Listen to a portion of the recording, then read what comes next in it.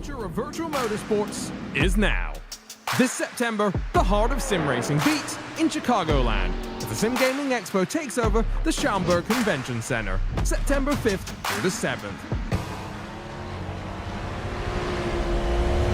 Go wheel to wheel in our competition area, test the latest gear, meet top brands, creators, and celebrate with fellow sim racing enthusiasts. Whether you're a seasoned sim racer or new to the sport, this is your chance to be part of history. To purchase tickets and see the full exhibitor lineup, visit simgamingexpo.com.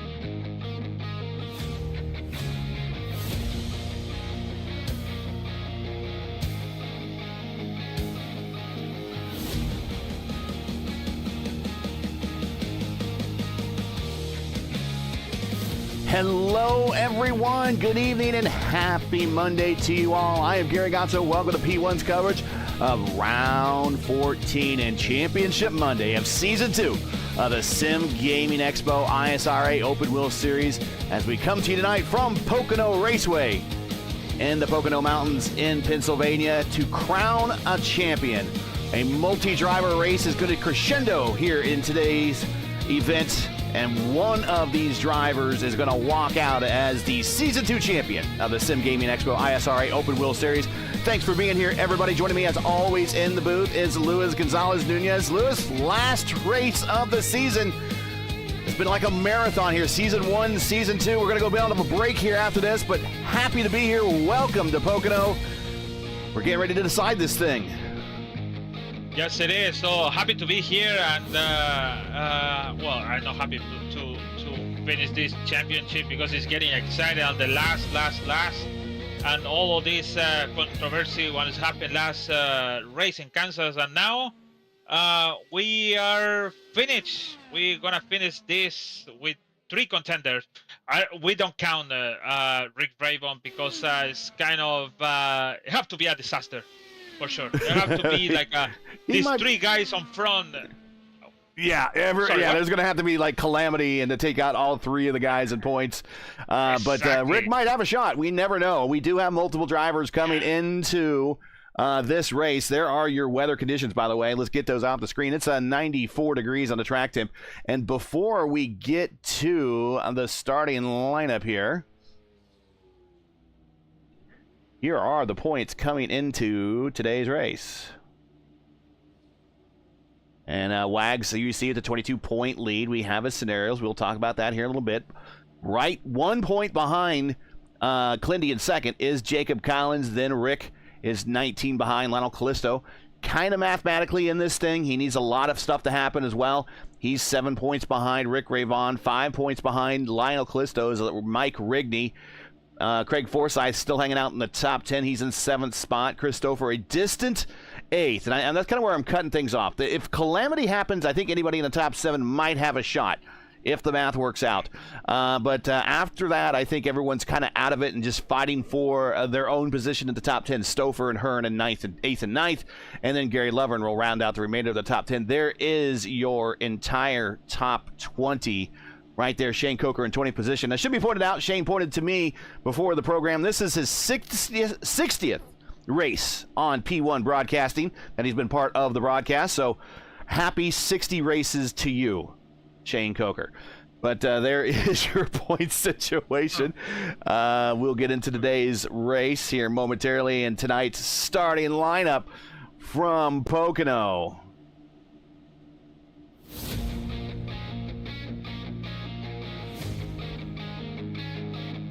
And there is your starting grid. And even though there's no points for going on the pole, if he gets a lead a lap, he'll get an extra bonus points. That is Forsyth. Right next to him, teammate Fowler. Fowler, the great performance here today. He lines up second. Then we have Jason Collins. Not the Collins involved in the championship battle. But he is in a position maybe to lend a hand to Rick Ravon, who's his teammate a couple rows back. Stouffer, another of the 4D cars lined up in the top four. So 4 4D cars in the car. We'll actually take that back. There are 4 4D cars in the top 5 because Jim Herrick, who has a win here, I believe in the Retro Series over in Lionheart. He's over in row 3. Gary Levin right next to him. Durazo, the cat is here. Right next to him is Mr. Spicy from last week, Rick Ravon in row 4. Row 5 is Mitchum and Collins. There's the first of your championship contenders right there. So Collins has the best seat in the house right now to try to get this championship for himself. Moving on back, we got Ramsey and Hayes, Hearn and Gallas Clindy. There's your second of 2 challengers. Murph making an appearance in row 8. Murphy and Fortson, Coker and Quilla in row 10. Callisto and Wagner, teammates working together on row 11, and Kirby and Rigney back in row 12, and that is your 24-car field. A nice little lineup here tonight for the final race of the season. Getting ready to go green. Wheeler in the green. Nope, not the green.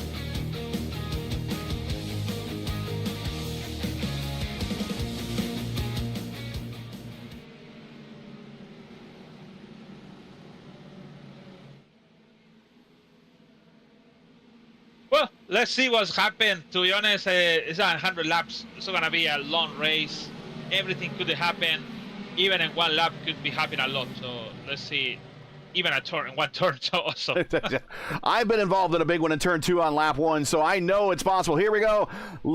Being led down the main straight by Craig Forsyth and Fowler. Green flag in the air for the final time this season, and Jacob Collins going to take a peek on the outside down the front straight on Rick Ravon as they head and barrel into turn 1. Oh, Wagner's going 4 wide, 3 wide now, 2 wide, and take the turn. Nice, good passing. Just make a pass for 3 cars in one turn. Here comes Fowler to the inside in turn 2, modeled after one of the turns at Indianapolis, and on by to Fowler as, we go 3 wide, almost stacked up a little bit. Oh my God. Yeah, it was Gallas almost hit the wall, and Hayes is kind of slow. Look at this pack of cars coming to turn 3, modeled after Milwaukee.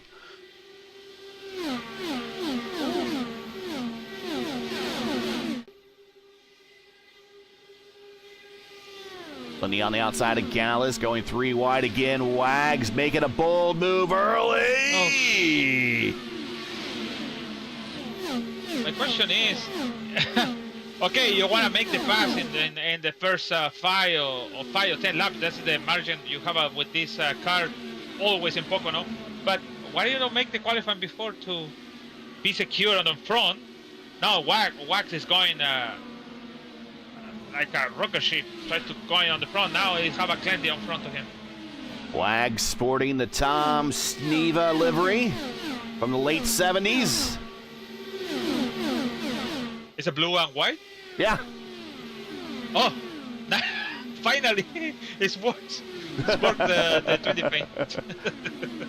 Right now, this group is kind of being held up a little bit, I believe, by Tristan Fortson and who's the other car there? The 67 of Devin Ramsey. This is a battle for 10th spot, but they are getting bottled up right now. And they're going to go 3 wide into the corner. Clindy in the middle pushes up into the corner. Ramsey, he has to pull the car down, and we are spinning down the backstretch. We're going to go caution. That is say hey, Lewis Hayes. Oh, no, hey. Now, the good news from Hayes, it looks like it's just the rear wing. He's still rolling. He's going to be able to come to pit road and at least maybe get it repaired or go to the fast repair. But we are under caution at lap 4 of 100, and this is going to help on that first stint to really do this race. It's going to be 33, 33, 34 to get to the end, and this is going to make that fuel save just a little bit easier. Wagner. No, sorry. Murphy. Doesn't look well. Look like netcode. The second touch look like netcode for sure.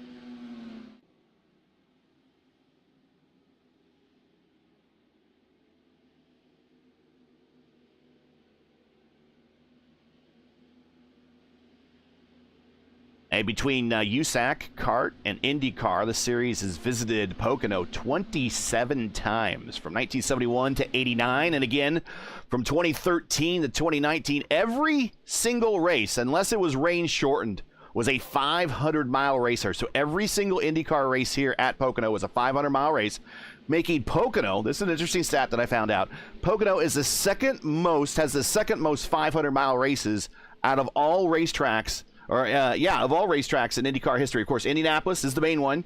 Pocono is second. I thought it might be Michigan, but Michigan is only third with 22 500-mile races. Ontario has 11, and Auto Club has 10. But interesting, we got a bunch of drivers that are coming to pit road. Fowler is going to stay out. Pocono is also the only track in IndyCar history that every single race held here. Other than Indianapolis, have every single race held here as a 500-mile race. On a side note, though, in CART, when they raced at Auto Club, every race at Auto Club when CART went there was a 500-mile race. It didn't have its first non-500-mile race until the IRL started going to Auto Club in the early 2000s there. But of course, we're coming through caution here on turn 1. Turn 1 is modeled after turn 1 at Trenton Speedway, no longer around. Turn 2 is modeled after Indianapolis. Turn 3 is modeled after Milwaukee. This track was purpose-built for IndyCar. Unfortunately, IndyCar does not come here anymore, but track was purpose-built for IndyCar, if you can believe it. And now everyone thinks of this as a stock car track. The USAC track record set here by Peter Revson. You might remember him from Formula One fame, driving for McLaren in 73 with a lap of 190.4. The CART track record set by Emerson Fittipaldi back in 89 with a speed of 211.7. And the IndyCar track record back in more of the contemporary times between 2013 and 2019 was set by Juan Pablo Montoya, driving for Team Penske in 2014 with a speed of 223.8. Your career wins leaders here, to nobody's surprise. This is AJ Foyt's place. 4 wins here. Rick Mears also has 3 wins here. But you want to know who's tied with Rick Mears' second all-time with wins here at Pocono? Who? Will Power. Will Power had 3 500-mile wins here when the IndyCar Series came here between 2013 and 2019. Will Power, second all-time here at Pocono. A lot of people don't know that. Danny Sullivan, Al Unser Sr., Uncle Bobby each have 2. Uncle Bobby's wins are notable because one was in CART and one was also in USAC. The furthest back to ever win a race, to nobody's surprise, was Scott Dixon when he came from 17th spot to win the 2013 race when IndyCar started coming back here again in the early teens there. Indy 500, there's been 109 of those. Pocono 500's been 27. Michigan 500's 22. Ontario 500's 11. And California Speedway, I hate saying Auto Club. I really do. I despise it. 10. The last time the ISRA was here was round 5 of season 1. We only did 80 laps that day. Murphy won. There is, let's get the camera on Murph there. There is Murph right there. He won the last time we were here. He edged out Rick Ravon by 0.047 of a second. So that's 47 hundredths of a second. He beat Rick Ravon. Craig Forsyth finished 3rd. So there is enough time to fill this caution as we're getting ready to go green next time by.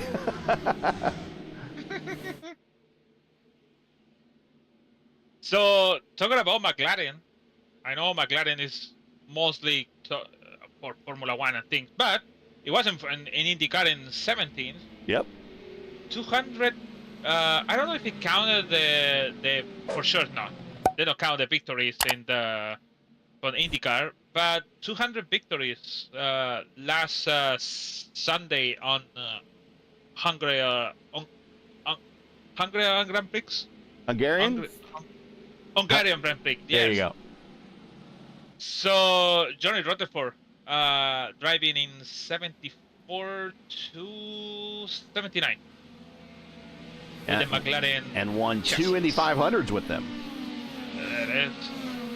One was rain shortened. Times that. Yeah.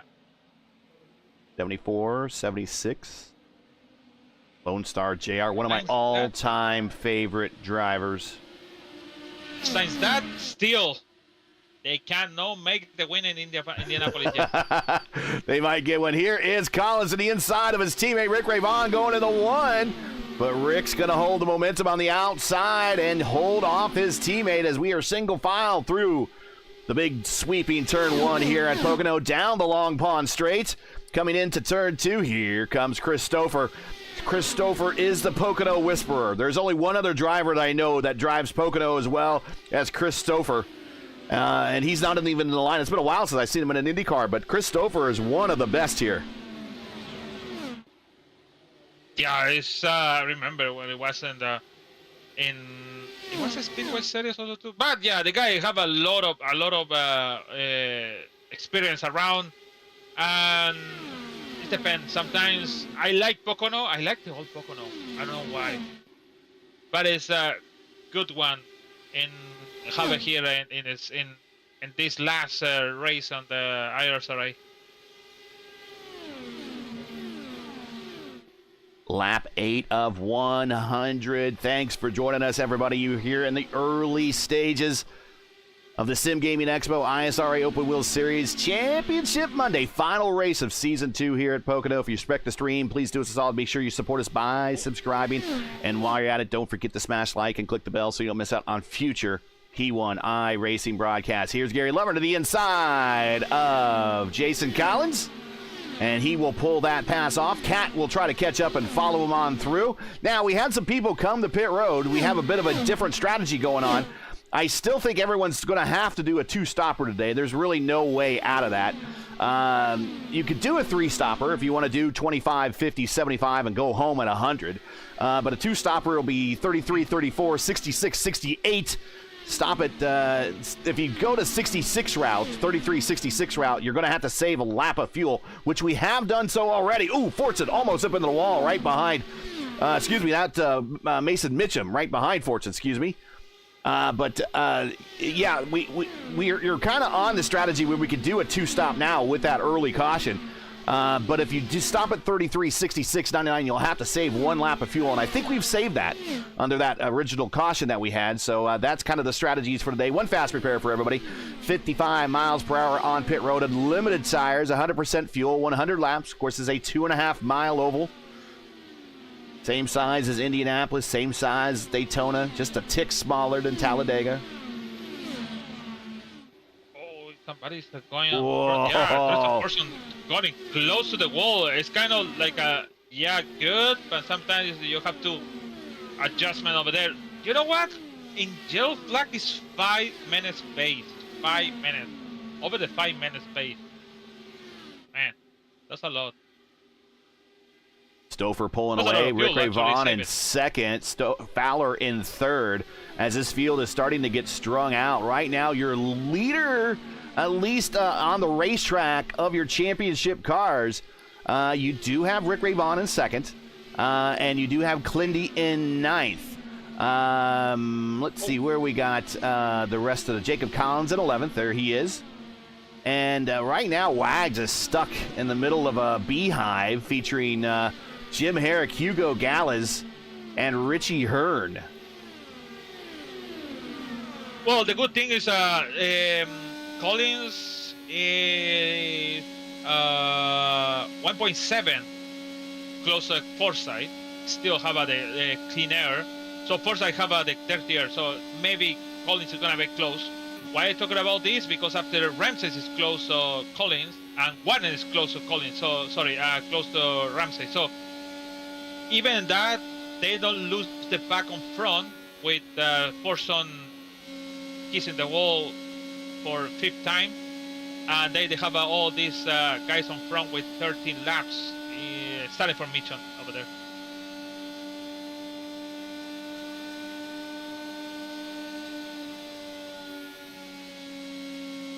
But you know what?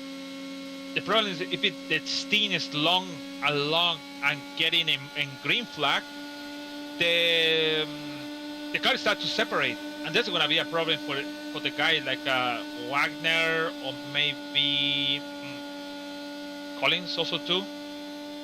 Well, so, Wags is right behind Collins now. Wags just got around Ramsey going into turn 2 and moved Wags up to 12th now, up 9 spots.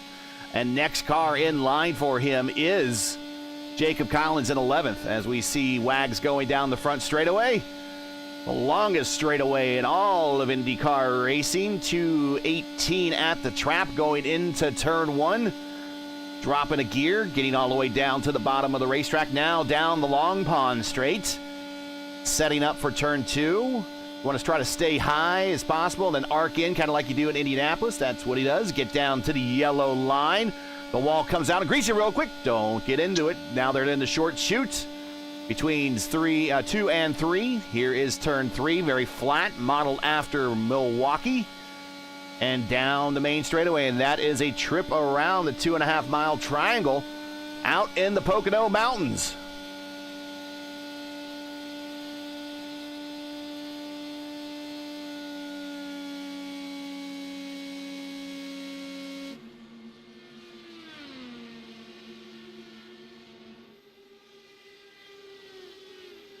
Raven is getting close of Stoffer now. It's 1/10 of him. Kind of easy to getting close on the first guy on the front, because you have to check what kind of thing can do it different and just make the different turn than him. Fowler's the snake stay over there. The snake is starting already at lap 16 as Stoffer goes to the bottom of the racetrack to try to break the draft from Rick. And I think Stoffer has a slightly better exit of turn 3, but Rick has caught him in the draft, and now he's caught him in a long pond straight. He's going to take a peek to the inside, and turn 2, he's going to clear him and move Rick to the lead, and that's going to help Rick. He can cross the start-finish line and hold on to this lead. He will gain 1 more point in the championship. Bonus points for the championship. Leading a lap, having the fastest lap, and no incidents. That is the big one that a lot of people tend to forget about. The fastest lap right now, I'll bring up my supplemental overlay here that you guys don't see, but it's on my other screen. Yeah, it is Fowler. You're right. With a 41.9.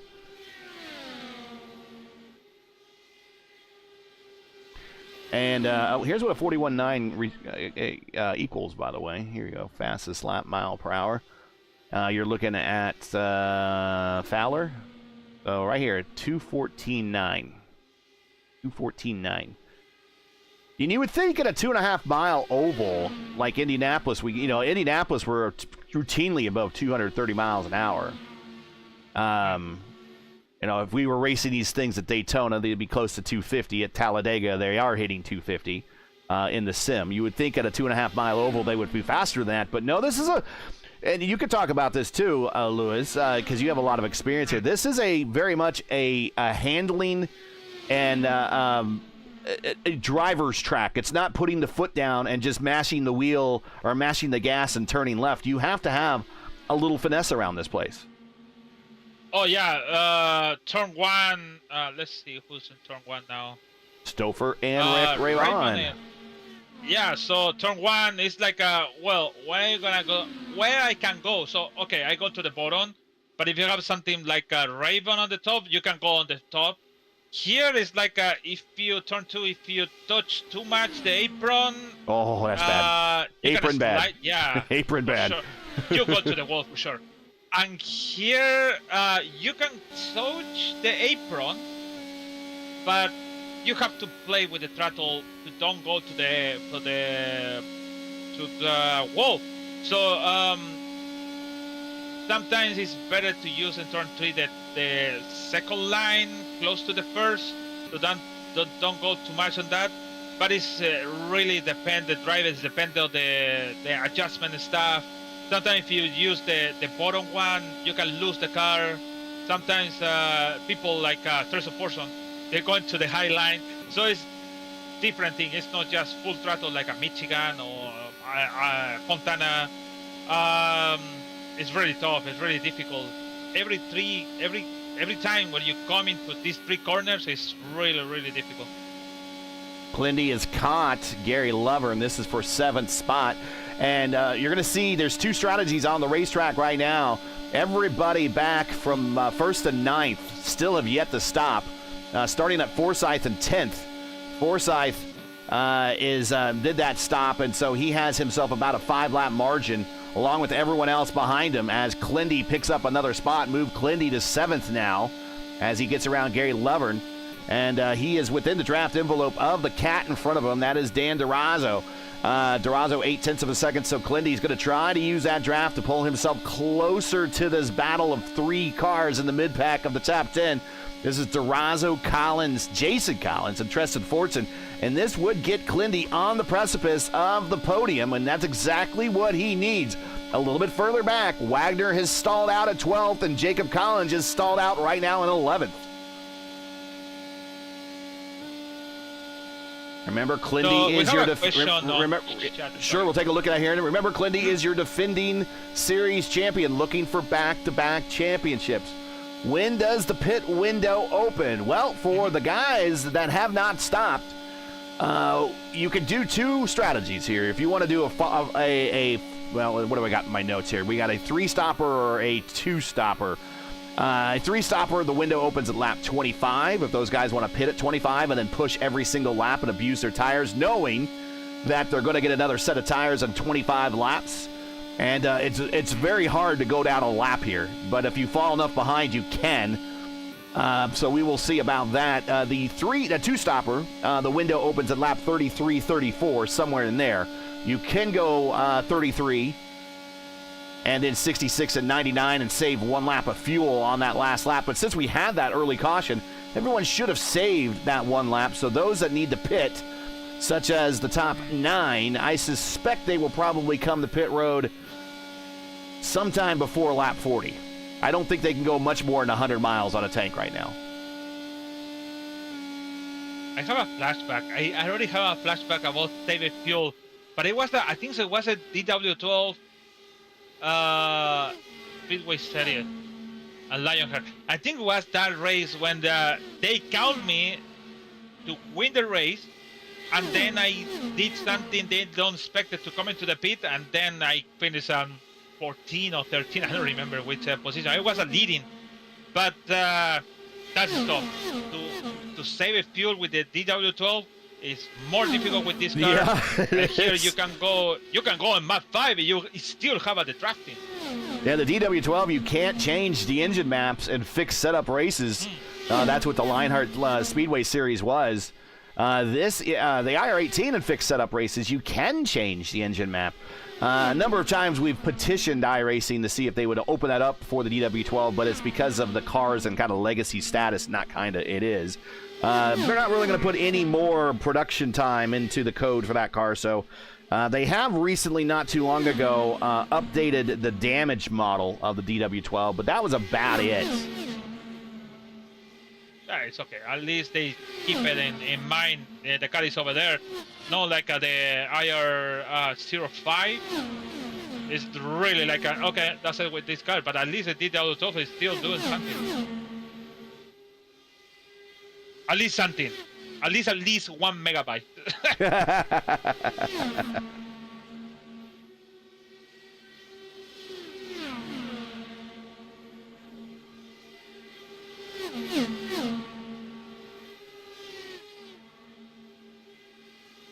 I think the best, I follow Wagner and Collins make us swap each other in turn 2 now.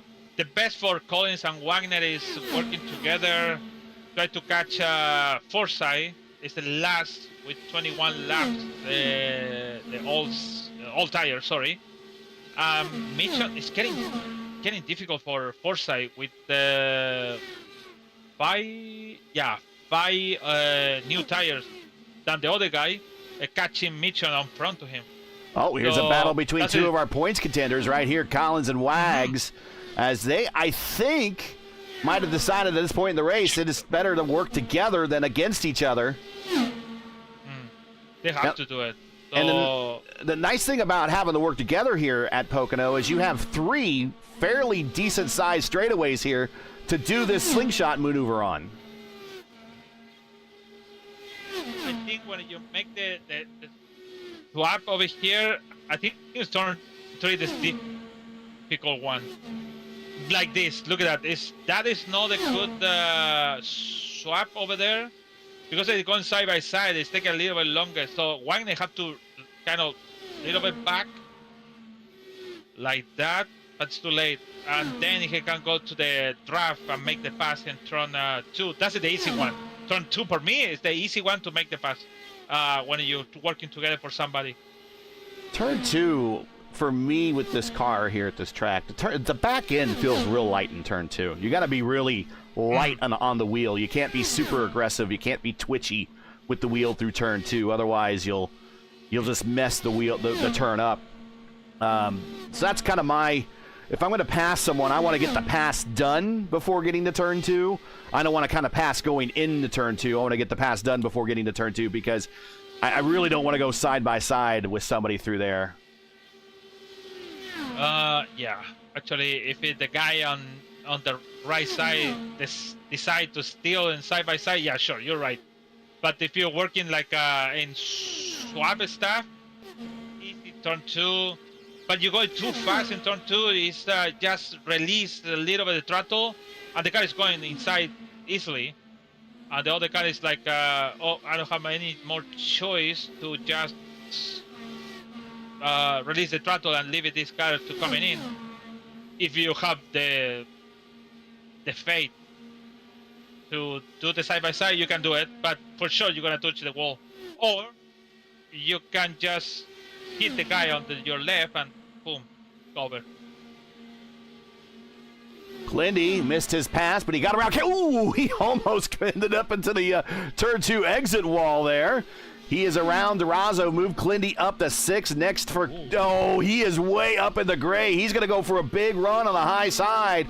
Try to keep all that momentum built up. Ripping the top side like he's a stock car driver. And he's getting a big run on Jason Collins here going into turn 1. He might actually catch Collins here going down the Long Pond straight into 2. Here's Clindy staying low. Collins going to stay high and have a run down the straightaway. Now, the thing here is that Collins is getting the benefit from Fortson's draft. So if Clindy does get there and decide to pull out and try to pass, he's not going to be able to pull that pass off. Almost into the wall again, because Collins is going to have the draft aid from the car in front of him, and Clindy will have to tuck back in. There is Clindy on the high side again. 3 different distinct lines going through turn 3 here for IndyCar.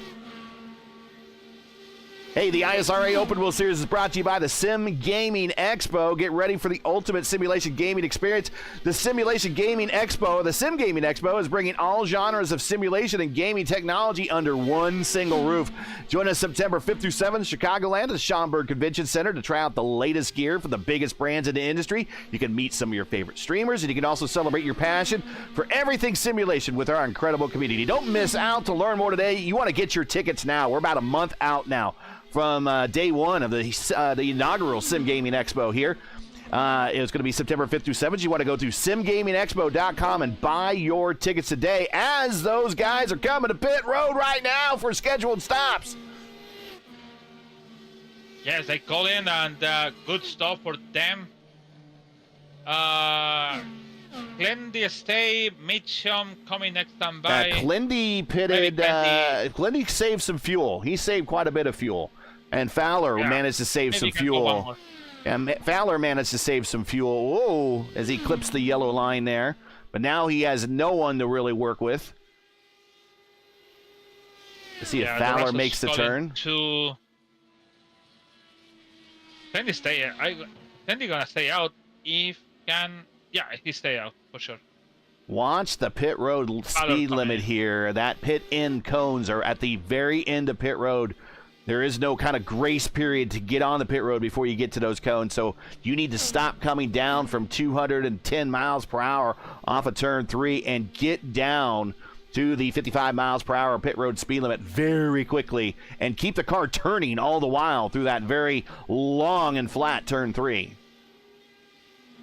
Yeah, you have to be careful with when you're exit on the pit road, because it's no exit road. It's just you're going directly for the track, and that is the line track you make it if you always going to the first line. So it's really tough. So if I see the car and there, I have to change my track direction to the third line and the other car it have to go in one line.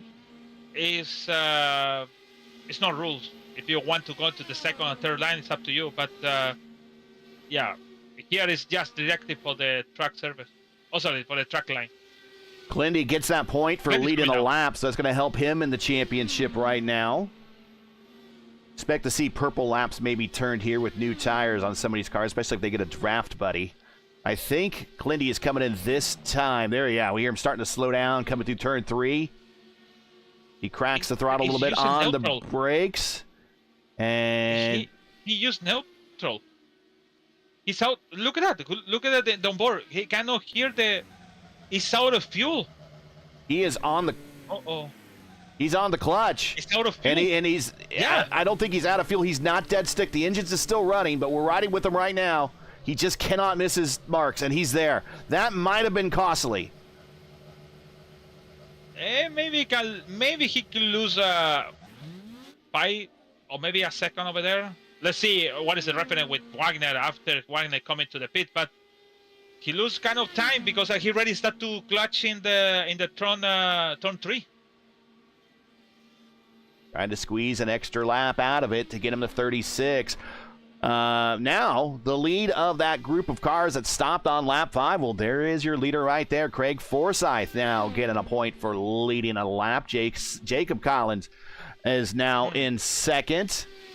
Mark Murphy has very quietly worked his way up to third. We have not talked to him. Matt Wagner on pit road. He's going to try for a bit of an undercut. He's coming in early. Yes, I think he did 32 laps. Yeah.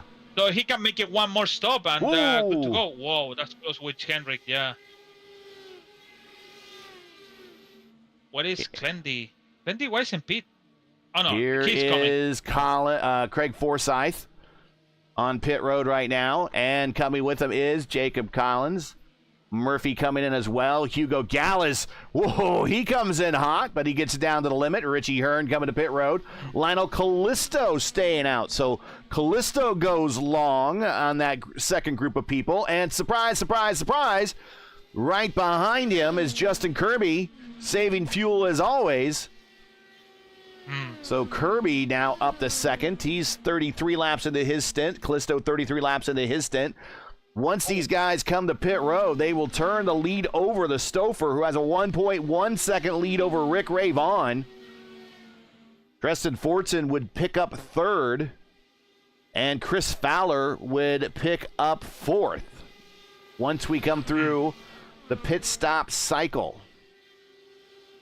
Here comes Lionel Callisto to pit road. He is at the markers. So Justin Kirby stays out. Hey, good thing about the Wagner. Yeah. Oh, sorry. Keep going. Go right ahead.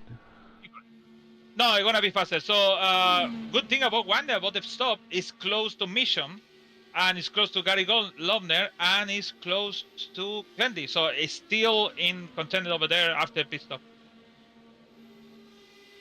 So in December, P1 Broadcasting becomes the prime time home for Today at the 500, presented by Oil and Gas Safety Supply, your nightly jet destination for all the action leading up to the prestigious PRI Hoosier 500.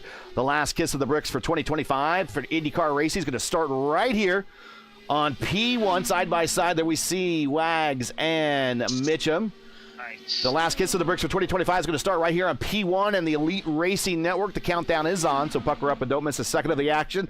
Like, share, and subscribe to P1 to stay locked in, and we will see you in December for the PRI Hoosier 500 and all the practice leading up to the big event.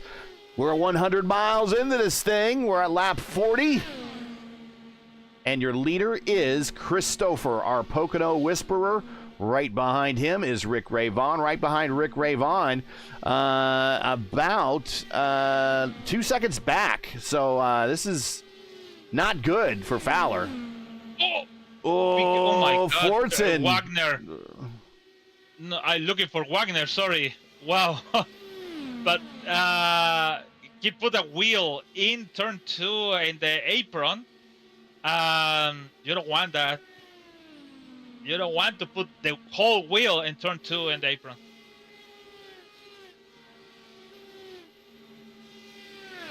Yeah, sometimes the car just, like I said, the car just feels like it kind of floats in turn 2.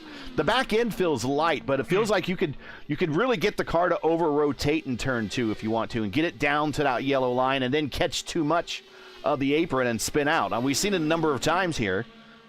And, of course, if you use too much weight jacker coming off the corner, you get loose and just spin yourself to the inside wall there.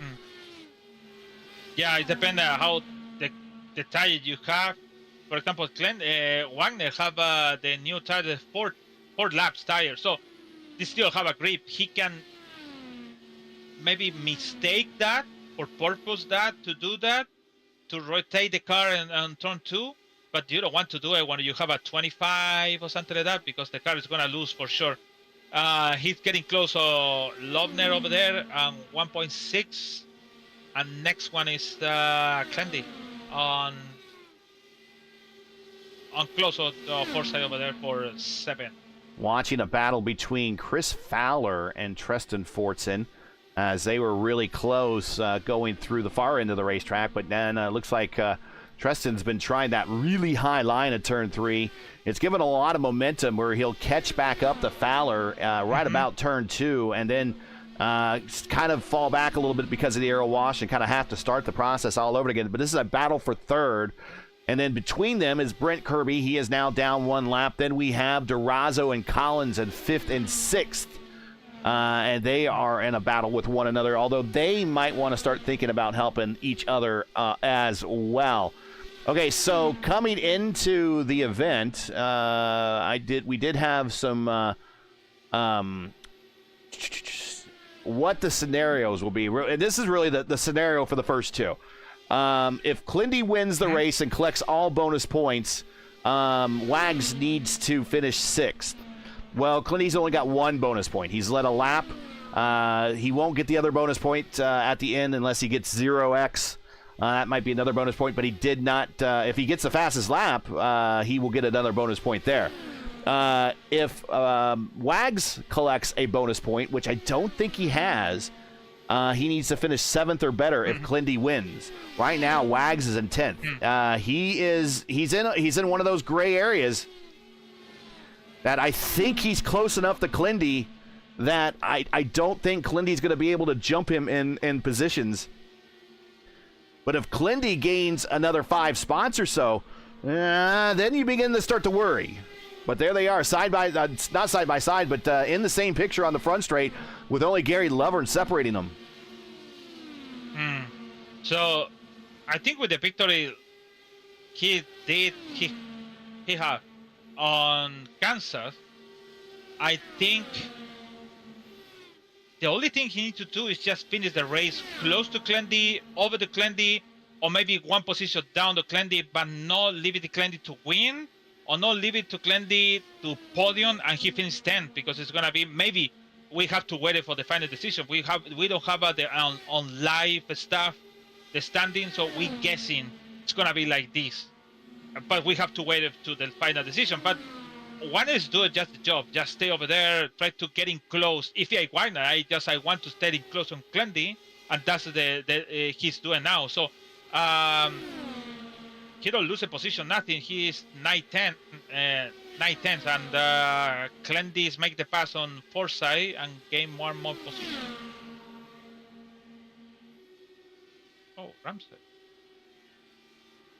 Ramsey hit the wall. Ramsey hit the wall and turn. He was 14. Hit the wall on turn 3 and to the pits. He's in the pits. He's got a new paint job. I like it, but they say about new paint jobs, it kind of might throw off your good luck. But maybe he was looking for some good luck here at the end of the season. But he is on pit road. Shane Coker also had a problem. He's on pit road as well in his 60th race here on the channel. Murphy and Hearn side by side through the Long Pond portion of the racetrack, and they have Lionel Callisto and Justin Kirby just behind them, and Hugo Gallas right in front of them. Very close, Forza on the wall. Yeah, I think so. The race is getting.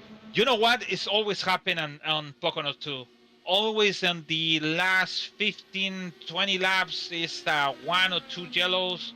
10 laps to go is one more, and then we have a definition for the race. It doesn't matter who is for the championship, but that's the exciting part.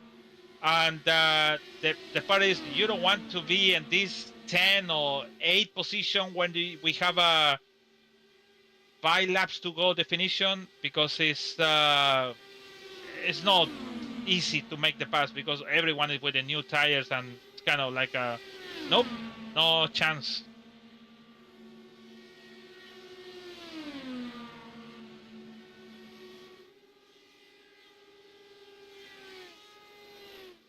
Coming to the halfway point of this race. Move up front. And if you're just joining us, you're watching P1's coverage around. Actually, let's just say it this way. If you're just joining us, this is P1's coverage of the Sim Gaming Expo ISRA Open Wheel Series, coming to you from Pocono for Championship Monday. We've now gone halfway, lap 50 of 100. If you're just joining us and you enjoy P1's coverage of tonight's race, make sure to smash the like button, subscribe to the channel so you don't miss out on the next race, and ring the bell so you don't miss out on future content that we post here on YouTube, including the continuation of the IndyCar Oval Series, Round 3 of 2025, as the teams and drivers continue to Round 8 of the championship. I forget where we're at this week. I have to look that up on the calendar here. Let's see. No, we were in Nashville last week. That was the big there's no Nashville. We're going to be right back here at Pocono. So we're going to be right back here at Pocono. Yeah, you're right. Super Speedway, Nashville. Yeah, so nice to have a Pocono again. It's going to be a hot for sure. I have to check the result, but it's going to be a hot for sure race. And just today, Adriano Pinheiro won the race for just 2/10. So maybe it was last definition with Thiago Bandeira and Stephen Lee on podium over there. This is 4/10. So this is one of Stephen Lee's type tracks, that's for sure. Yeah, that's 8:15 tomorrow for the top split broadcast. It'll be me and LGN and Justin Petschauer bringing in the action here, and this will be a Crown Jewel event, second Crown Jewel race of the season following Indianapolis. So we will see if we can get a Phil Kraus gets the win here. He will win 2 legs of the Triple Crown. There's been only one winner of the IndyCar Triple Crown in all of IndyCar history. One time in over 100 years. That's Al Unser Sr. In 1978, he won at Indianapolis for his third Indy 500 win, one at Ontario, and one here at Pocono for one of his 2 wins here. There have been a number of drivers that have come close to getting the Triple Crown. I believe one of the closest was Gordon Johncock at 82, winning Indianapolis and winning Michigan. But then when he came here to complete the third leg, he lost that race. And in fact, the car leading that livery right there, the Gould Charge, driven by Rick Ravon, was driven by Rick Mears to victory lane that day. Breaking up the Triple Crown attempt. Of course, IndyCar only has one Crown Jewel in their championship right now, just the Indy 500. And Rick going down to the artwork to try to break the draft.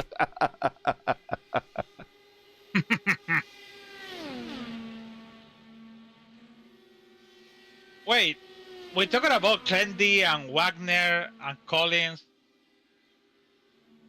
Oh my God! Don't go too close to the apron. It's you have a jump over there. It's like a something. You can jump the car. The car is losing the control. I was talking about Raven and Tron after the Tron 1. So what if Raven wins and everything's getting like this? So it's maybe a slight chance, maybe. Because we don't know what is the points, we know about the point system, but we have to take the Excel, that to put the names over there, and that, yeah, it's kind of like a lot of words. But who knows? It's kind of like, waiting for everything because we had to wait for the final result. Official, it's unofficial. Unofficial. Yeah, all the results will be unofficial, and we're gonna get let's see, this is Fortson, Fowler, Durazo, Collins, and Clindy's going to be in the picture. We're going to have a 5-way battle here for P3 momentarily as we see these cars. Look at the different lines they have in turn 3 there. But we got a big group of cars getting together here, racing for position to try to get on that bottom step. Fortson going to the bottom, trying to break the draft a little bit. Here comes Cat to the inside of Fowler, down on the bottom. He might be able to slide up and shut the door. He's going to stay down there. He got such a run. He's going to pull alongside Fortson. He wants third. He tucks back in line. He's going to get the draft, tuck back in, get a little momentum. Is he going to take the peak going into 2? No, he's going to hold his line and try to take a run at it going into 3. Nice of him. Also nice for Fowler to know is he gonna make the closing. Oh no, he go to the wall. Oh, we're gonna go 3 wide off the corner almost. Clindy sees an opportunity here. Yeah, that's a good thing. You have a good momentum, Clindy. Maybe can. No, he could have gone 3 wide if he wanted to, but he decided not to. I know a lot of people are taking that 3 wide just to send it in there, but he sees that there's still more than 40 laps of racing to go here. So be patient, pick your spots, and don't swash up the racetrack like Collins did, because that's how you pick up your position. Clinton to the inside in 3. He will pick up another position here on Collins. Collins going to try to get his... Oh, but he's in the wall because he gets the arrow wash from Fowler. Clindy moves up a position. He might have... Collins might lose another position to Forsyth.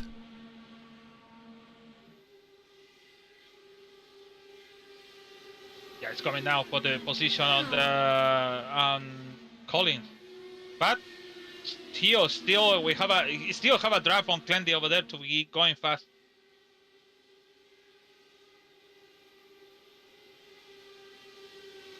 Now he's going to take a look on the outside of Fowler as Clindy. So stick with us after the race. We'll interview the podium finishers and the champion as Fowler goes up into the wall, almost kisses it, might have even kissed it, but now side by side down the front stretch, and he's not. Fowler's going to hold on to that position because Clindy doesn't have the draft aid of the cars in front of him, unless one of them came down to kind of help him. Clindy's going to get the draft, going to take a peek down in the 1, and Clindy looking for another position. He's going to slide up, and that's exactly what it does. Gives up dirty air to Fowler. And that's going to give an opportunity to Collins to take a pass. But here comes Clindy to the inside. Collins might follow him on through. Durazo leaves the door open. No. And Clindy goes all the way up to 3rd. What a pass. Here comes Forsyth. Oh, look at that Forsyth. My God. Oh. I can make it 2. Ooh. Nice pass. 2 for 1 for a lot of these guys. 2 for 1 Monday here in turn 2 and turn 3 here at Pocono. And because this Wagner now is 1.1 on this group, so he was like a 2 seconds behind on this group with Lobner. Now they're getting a little bit close to maybe... So we're in position now to start questioning whether or not Wagner can hold on to the points lead with Clindy moved up to 3rd. And if we have a late caution for anything here, that's really going to change things up. Yeah, it's going to be a short time for us to watch him, but it's going to be like a nervous, sweating more, thinking about it more stuff. So, I gotta ask you, Lewis. I mean, right now, if let's say Wagner loses this championship, because he's been in 2nd or 3rd in just about every championship of the ISRA, from Xfinity to Trucks to Season 1 of Open Wheel. This is his real shot here to get this championship that's been kind of eluding him. Why did he choose not to qualify?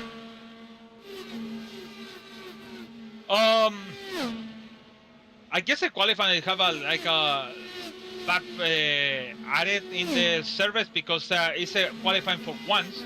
Everyone in one if you see it, everyone is qualifying in the same time. So I guess maybe what tried to do the qualifying and hit the wall. Let's see. No, he didn't qualify. So if you want to win the championship, you have to do the qualifying. It doesn't matter where you're going, but you have to do it. Maybe you have his reason thinking about it. Maybe it's going to be something in turn 1 or 2, but it wasn't like that. So now he have this thing. Raymond is in pit now. This thing about why he didn't qualify. They should be qualifying. Rick to Rayvon, don't pit have road. This problem. Rick Rayvon, pit road. Yes, sir. Scheduled stop. This. Still short. It's going to be short. This might get. I'm fighting saying it. This might get him home. Too much. It's too much. He needs to save it for maybe. He went 32 on his last. laps. He went 32 on his last stint. So he's going to come out 63. So let's do the math. 64. That's going to be 36. That is. Black. I don't know if he could do that. He's going to. Oh, Herrick into the wall and on the pit road. Yeah. As there goes Stouffer. That's probably why Herrick held his line as his team car was coming by him. Here comes Collins. Lindy's going to pick up the lead.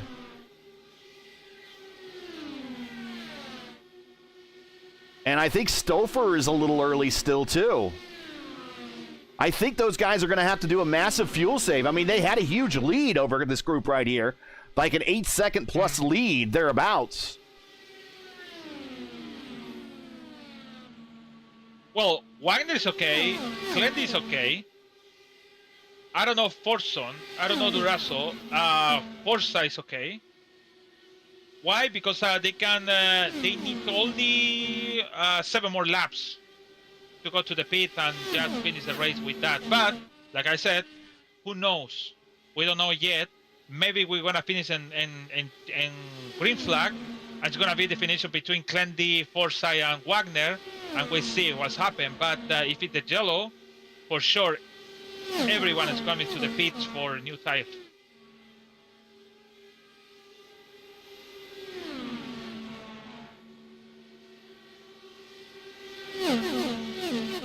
Question.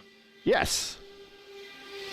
When was the last time, or they did the last, the IndyCar, the real drivers, came on Pocono to the finish of the championship? When was the last time? The final race of the season? Pocono's been Pocono has been part of the schedule, but it's never been the final race. It's typically they had it around Labor Day to be like the bookend of how the summer. You start the summer with Indianapolis, and you end it at Pocono, and then somewhere in the middle is another, typically Michigan. And in some cases on the kart schedule, they would put Michigan and Pocono, and I think a couple years, I do specifically remember, they put them back-to-backs, like 2 500-mile races in a row, which I don't think the teams and drivers really like that. But Pocono's never been the final race of a season. It's always been in the end of the season, kind of toward Labor Day and that type of thing. So Indianapolis, of course, Memorial Day. It used to also be back in the USAC days when we had the Triple Crown at Ontario, that Ontario would be the first 500-mile race because it was in sunny Southern California, and they could have that race earlier in the calendar year, then Indianapolis at the end of spring, early summer, and then Pocono at the end of summer. Okay. I thought it could be a chance over there to, like for example, happened in Formula One long time ago with Monza. The last. Now Monza is in the middle of on the something, and there no chance to finish the definition. So, an incident on Kirby on Raymond passable line on 66. Raymond have the draft. Kirby moved down and have a contact. Oh. Raymond with Kirby. Raymond lose the front wing, and then the front wing come back. Wagner coming to the pit now. And we missed that. I don't know if we'll be able to see that at all. I don't think that. 66 passable line, but it's okay. It was like Raymond complaining, "Come on, man!" And yeah, nothing bad. Just only, "Come on, man." Yeah. Let's see here. Is this it right here? We're watching full speed. I don't know if this is it or not.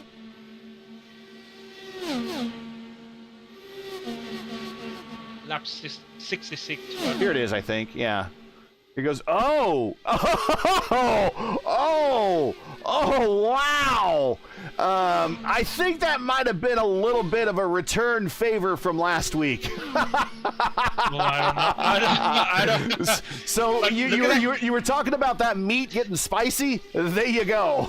Yeah. But I think Raven is oh, you know what? I don't want to do that. I don't want to do the kind of touch you because I want to. Nope.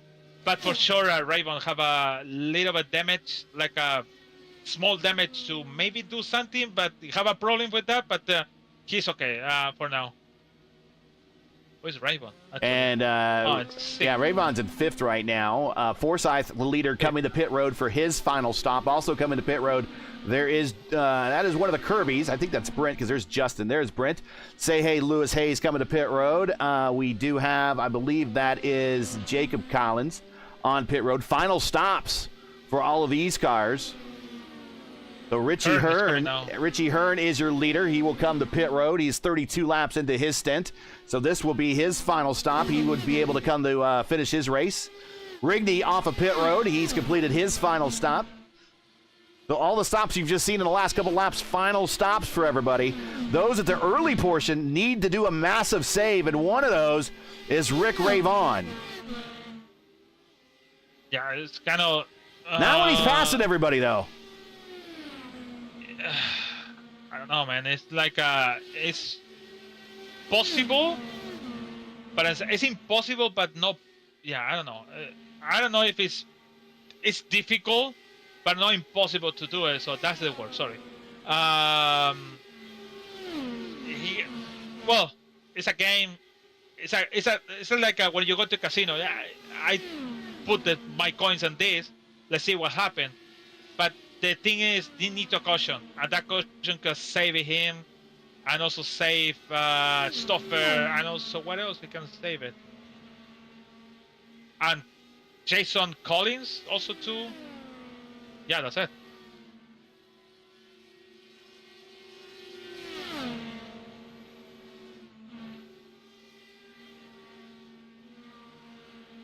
Wagner and Galassenpit.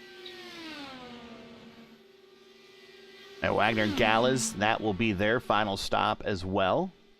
72 of 100. Watching the second round of pit stops underway, getting ready to finish up. But we think some drivers might have to make additional splash, such as Rick Ravon, maybe Christopher, maybe Durazo, maybe Fortson, maybe Fowler, maybe Collins. I think Clendy's good. I think Forsyth is good. In fact, Forsyth, let's reset the field. Let's reset the field. Rick is your leader.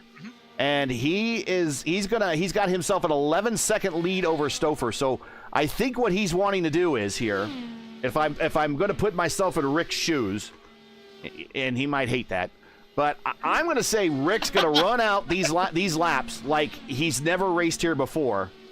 And then when he needs to come for a splash and go on pit road, just get that last splash, take off, don't change any tires, and try to beat your chief competition out. That's what he's going to try to do. Forsyth, he is now in second, and he's losing time to Ravon, but I think they know that Ravon might not be able to make it. But Clindy biding his time in second spot, just riding this thing out. Stoffer, he's going to have to save. I don't think he can make it. He pitted on lap 64. That is really early. So he's going to have to try to save back there if he wants to bring this thing home. And then here's Durazo. Remember Durazo, last race of last season, right? You remember that? Uh-huh. Indianapolis? Later. There, yep.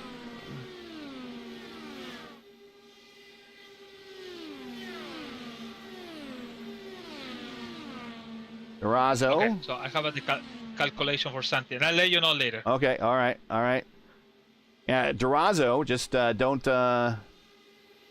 Actually, not in this league. Durazo, wasn't Durazo got the win in votive at Indianapolis? Murphy got the win in Indianapolis here, and we'll have to look up in Sim Racing Hub then. So many things. I know, man. It just all runs together sometimes. Well, do you remember what I told you today? Oh, why they didn't win the race? That wasn't my job. So going to home, take the elevator to go into the changes room and write it down to you. Oh, partners never win. And you said, no, he won. He already won last week. It's like, oh my God. That's all right. So many things I gave Daniel Durazo the win at Indianapolis, and it was Mohamed Omir. I'm sorry. But we know Durazo has the ability to win, so let's see if he can run down this group. Then we got Tristan Fortson in 6th. We got Chris Fowler, started on the front row. He's in 7th. Jason Collins started up front. He's in 8th. Wags is in 9th.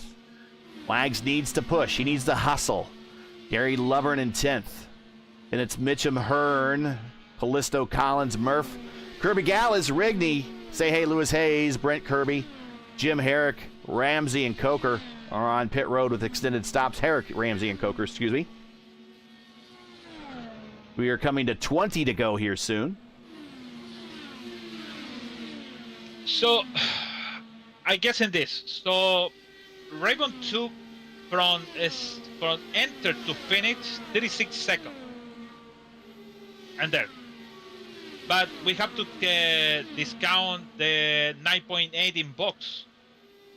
So I guessing he can take it 26 seconds on between the starting line, the pit, to the finish line. So he is 14 now. He's still Kurt Forsyth gonna take the lead anyways after Raven's coming to the pit. Because it may be gonna be between 10 to 8 seconds the difference between him and Forsyth. So maybe it's gonna come in on 10, 9, or maybe 8 over there. Raven when it's coming to the pit now. Soon. Who knows when.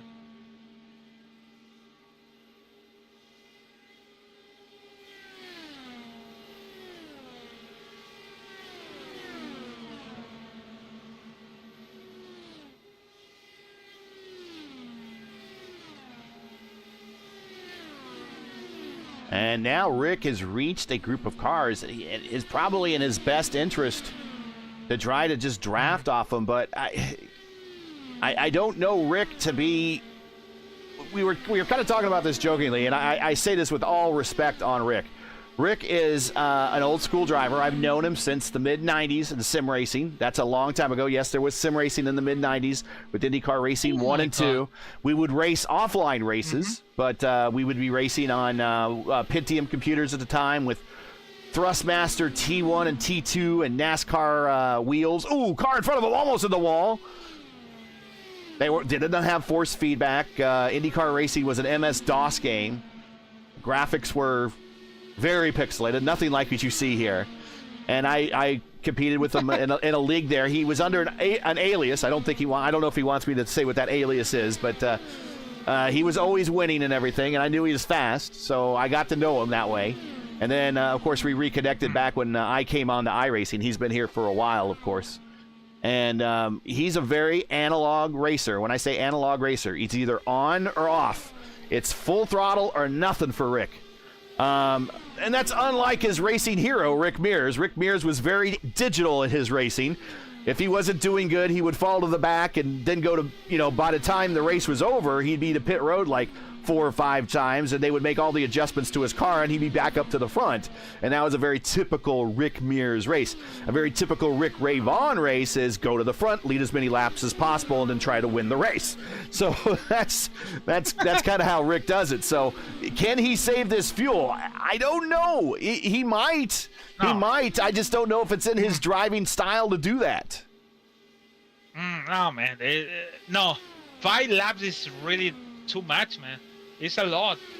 It's gonna be difficult. he need to come into the pit, make it that splash for 3 or 4 seconds, and go outside. But the only thing gonna save him is a caution for sure. Everyone's gonna come into the pit. It doesn't matter what is your name, so you have to come into the pit because you're tired with 16 or 12 for Forsyth. Maybe Forsyth can stay out and Clendy gonna stay out. But if I want, I stay out for sure because I want to stay close on these two guys. So, sorry, on Clendy, but caution is all these things. Wow, Murph and Rick are racing like it's the last lap last year, and they went down to the white line together. No. Rick's like, nope, I'm going to get this position. Here comes Murph. He's like, I'm going to get it back. Ravon with a 15-second lead here. To give you an idea of what 15 seconds looks like, the last lap by for Rick Ravon was a 42.6. So 15 seconds is about a third of that. So about a third of the racetrack. Keep in mind, 2.5 mile, 3-turn triangle racetrack. And if you ever fly from Indianapolis to Newark and you are on the right side of the airplane, and I don't mean the right side as in the left and right, on the correct side of the airplane, and I'm not sure what that is because air traffic changes, you should fly over the general vicinity of this racetrack, and it is very easy to pick out from the air. It's the only triangle in the middle of a forest. A bunch of green, and then you see this triangle down there, and that's Pocono. Jacob Collins, Murphy battled for position back here in 14th and 15th. Championship implications. At this point, though, unless there's a caution that shrinks this field up, I think Jacob's championship chances are escaping him right now. I think really we're looking at the top two is going to be Clendy and Wags. Although, really, I mean, Rick has still got a chance here. Well, with Clendy second, for sure not. Actually, no. It's no chance for Ravon. Finish. Stouffer on the inside of Say Hey Lewis Hayes caught his car. There we go. There's Say Hey Lewis Hayes, Stouffer, Fortson. Lewis Hayes back in, let's see, where is Hayes right now? He's in 19th position. He was among the fastest in practice, Lewis Hayes, so he's been definitely getting better in these cars the more time he puts in them. Yeah, it was very fast. It was a 3/10 over the second place. I think so was Ravon in practice. But yeah, that incident on the first corner, and then the second corner, and then going back, and then lose the pace, and then traffic, and then the tires. Everything is bad day. But yeah, like I really agree with you when you said about this getting pace on the car, getting experience, and we see his name around. Mason Mitchell is coming to the pit now, and he have a 19. Okay, so he's decided that he was not going to make it. He pitted on now 19 laps ago, so he decided he's not going to make it. He decided to pit now, and so this is going to be a short fill for him and a new set of tires. This is a bit of an undercut situation for him. I don't understand. You know what? Sometimes when you're driving over there, you're thinking you're not gonna get it. But people like us, we are here, chill, watching the race, talking about the race, and we know they're gonna finish the race. So, for example, Forza is gonna finish the race like this, and he can push in whatever he wants. Clendy also too can push in, but I think nobody tell them, hey, you can keep pushing. Why? Because they're already losing almost 10 seconds. No, I said 10 seconds, maybe 8 seconds over Ravon. So maybe Ravon is gonna come in that group when it come in to the pit and splash. That's a kind of dangerous because Ravon's gonna come in with the new tires and new things. It's gonna be more aggressive than normal. Well, Mitchum is down and away. He's back on the racetrack. Rejoins in 19th. down in the order, but we will see other cars if they decide to come to pit road. Right now, your leader is Rick Ravon. We suspect that he might have to come to pit road. 12 to go at some points. We don't know when he's coming. Right now, he is behind Richie Hearn, a friend of his, a driver that he has a great deal of respect on. Maybe they could be working together. I don't know, but he is getting a bit of draft from Hearn's car. Right in front of Hearn is Lionel Callisto. I don't think Rick and Lionel are working together. Glindy is now solidly in second, leading this entire pack of cars. It is Glindy, Craig, Stouffer, Fortson, and Durazo in that picture there. Also just behind is the host with the most, Rigney, in 17th spot. But it is Kyle in second. We think he can make it. Craig Forsyth in third. We think he can make it. Stouffer, he still has to save some fuel.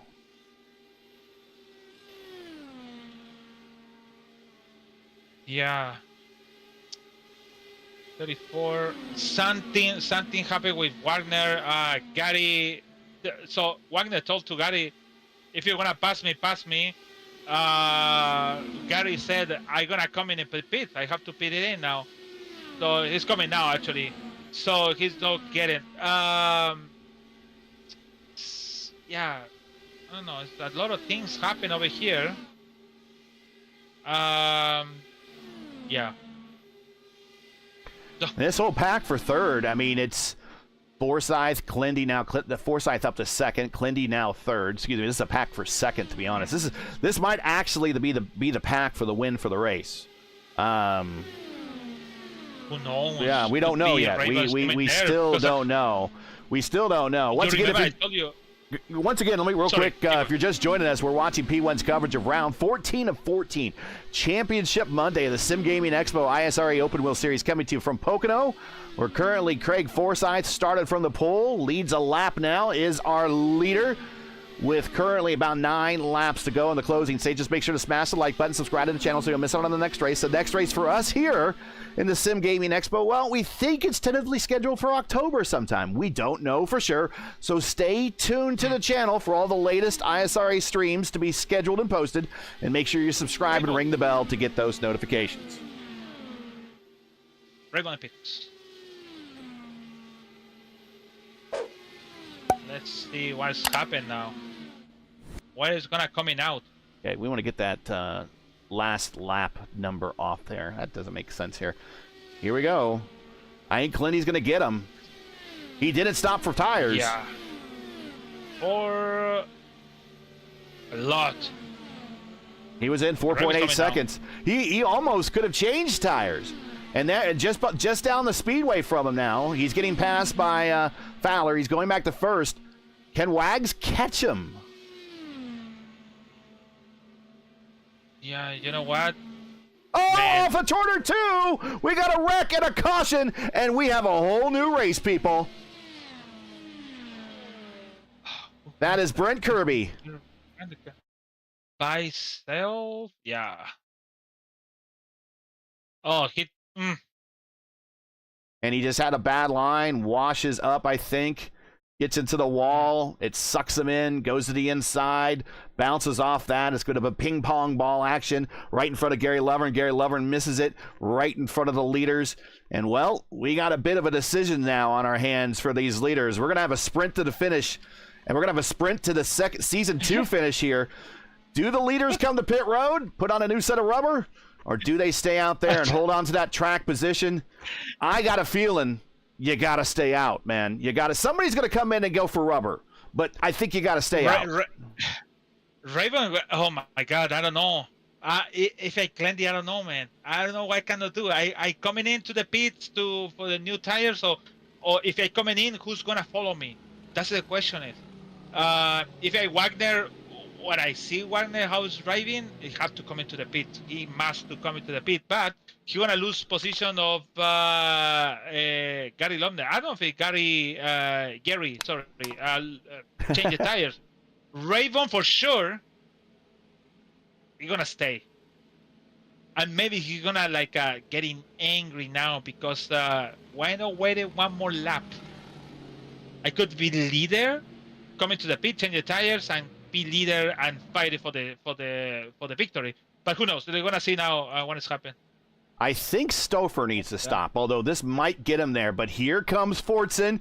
Here comes Durazo. Here comes Stouffer. Stouffer, pump fake, pump fake, pump fake. Raven stay. What is Wagner? So Wagner. Rick Ravon is staying out, but his teammate, Jason Collins, is going to lead that group of lead lap cars that was among the leader in the top 10 of that lead lap pack. They're going to come down, and they're going to slap on a new set of tires to finish this race out. Also joining them on pit road is Chris Fowler. Also on pit road is Collins. Not a bad call, really. Just do a full send here. Also on pit road, Wag. Also on pit road is Murph. Say hey, Lewis Hayes comes out in front of everybody, but he is currently a lap down in 18th spot. And we might see a rearranging of the field, so everybody on the lead lap goes forward, everybody on that's off the lead lap goes back. And I see Mason Mitchum down on the apron, so that makes me think that might be the case. He let cars go by. But wow, now we have a race now. We have we're going to have a heck of a sprint to finish this season out here. Let's do it right here in the ISRA Sim Gaming Expo. Make sure to check out their websites, simgamingexpo.com. Buy your tickets today. It's about a month from now. It's at the Schaumburg Convention Center, September 5th through 7th. I will be there. Murph will be there. Wags will be there. I think Jacob Collins will be there. I think we'll have some other people there. Come out, say hi, meet us, press the flesh. Not only will there be sim racing folks there, but there'll be flight sim people. I think we're going to have some farming sim people. You know my other favorite simulator that I like to play outside of iRacing? Which one? Power Wash Simulator. Power Wash. Power Wash Simulator. What? You've never played Power Wash Simulator? No. They told me play farming simulator. It's like okay, but that's it. No, there's a power wash simulator, and you get to get one of those power washers that you see like at the car wash or yeah, and you spray down walls and you clean off graffiti, and it's a very restful game. It's just, you get into a rhythm and you're just cleaning dirt.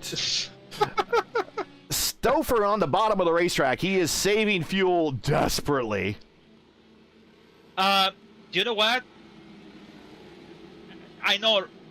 Let's come back to Wagner because he's the first guy to win the championship. I don't know why I talk a lot today from him, but I feel like I want to finish the race and win the championship or something. But it's a really risk decision. But he didn't make it. So I know the tires gone, the tires this, the tires whatever. If he stay, it could be B7 now. So it could be in there to be the maybe, who knows, for the championship. But they have a lot to fight. They have to catch Fowler, Collins, Gary, sorry, is with the new tires, who knows. Then Galas. Well, I mean, I could tell you who pitted. Look, Lovern pitted at 91, so his tires are semi-fresh. But the guys that need to worry about are everybody at lap 95. And we're getting ready to go green this time by. We're going to finish this race out. We're going to do it in 4 laps to go. It's going to be an Indianapolis-style qualifying run, 10 laps to championship, as we see Rick Ravon in 6th spot rub those tires in. He's going to do a full send. Here we go. Bringing him down slowly is Clindy. Clindy's going to win this race and get a best chance to get the championship, and he goes to the bottom of the racetrack, goes to the paint, brings the snake down with him, goes Y up to the top, and brings the field into turn 1 as your leader. It is Clindy, Forsyth, Stouffer, Fortson, and Durazo, your top 5, with Rick Ravon with those older tires looking on the high side, trying to get a run on these guys. So I already confirmed, Gary didn't change the tires, he just only put fuel and that's it. So I have old tires with 30 something. Oh my God, Fowler went to the wall. Almost. Trying to get a camera on Fowler. There he is, going down to underneath the yellow line on 3. Down the front straight. Forsythe trying to run down Clindy. Now 3 to go here at Pocono.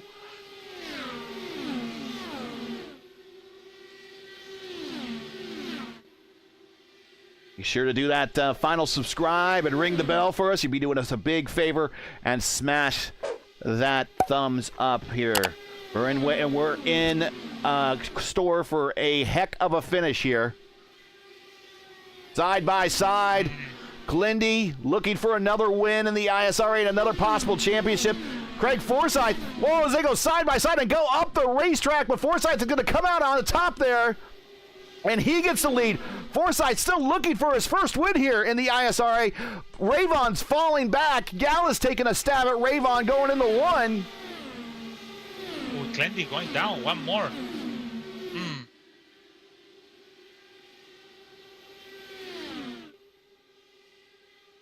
When he takes a beat to the inside going into Indianapolis, he gets the pass in 2. Now down the short chute into 3. We're looking at the white flag, this time by just over 2.5 miles to go right here. Next time they come out of turn 4, they're looking at a checkered flag, and Clindy with a big lead off of 3 uses the arrow wash to put Fortson and Forsythe up the racetrack. Now Fortson gets P2. He's going to take a stab at Clindy. He's going to take a run on the high side down to Long Pond Straight.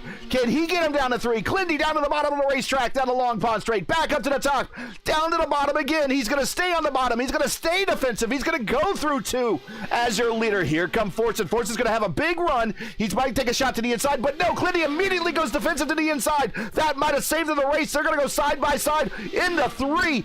Coming to the checkered flag, and it's Fortson with the momentum on the high side, and they're going to wreck each other. They're going to wreck each other, and it's going to be Craig Forsythe. What? And stop it out of fuel. Oh. Craig Forsythe with his first ISRA career win. About time. You're so slow. It's the worst. Oh no, the lowest, the slower. Very slow for the definition for the 2 positions, but it was just 0.010 something like that definition for the second place. Wow. Oh All my right. God! You know what? Wagner. My God. And Wagner comes home 12th, and we got to see the points. So let's get this in. We don't know what we don't know right now. So let's get the points in. Let's get the standings in. Craig Forsythe with the unbelievable win. It was handed to him, literally. It just Clindy and Fortson into each other's sides. Coming off of 2, coming off of 3, coming to the checkered flag. Craig didn't have a shot at the win coming off of turn 2 on the last lap. He didn't have a shot coming off of turn 3 until they got contact with one another. Wow. Craig's your winner by 2.47 of a second over Clindy. Is that enough for Clindy? Tristan Fortson 2.57 of a second behind Craig Forsythe. Durazo comes home 4th. Stouffer in 5th, running out of fuel. Rick Rayvon 6th. Callisto 7th. Richie Hearn at nice top 10 for Richie in 8th. Hugo Gallus 9th. Jason Collins in 10th.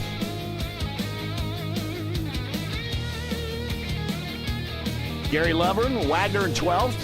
Fowler in 13th. Collins 14th. I don't think that is going to help him much in the championship. Mark Murphy 15th. Justin Kirby 16th. Mason Mitchum 17th. Lewis Hayes 18th. Rick Needham with the most in 19th. Brent Kirby in 20th. Jim Herrick, Ramsey, Coker, and Tyquilla did not take the green flag, but will get credit to a 24th position.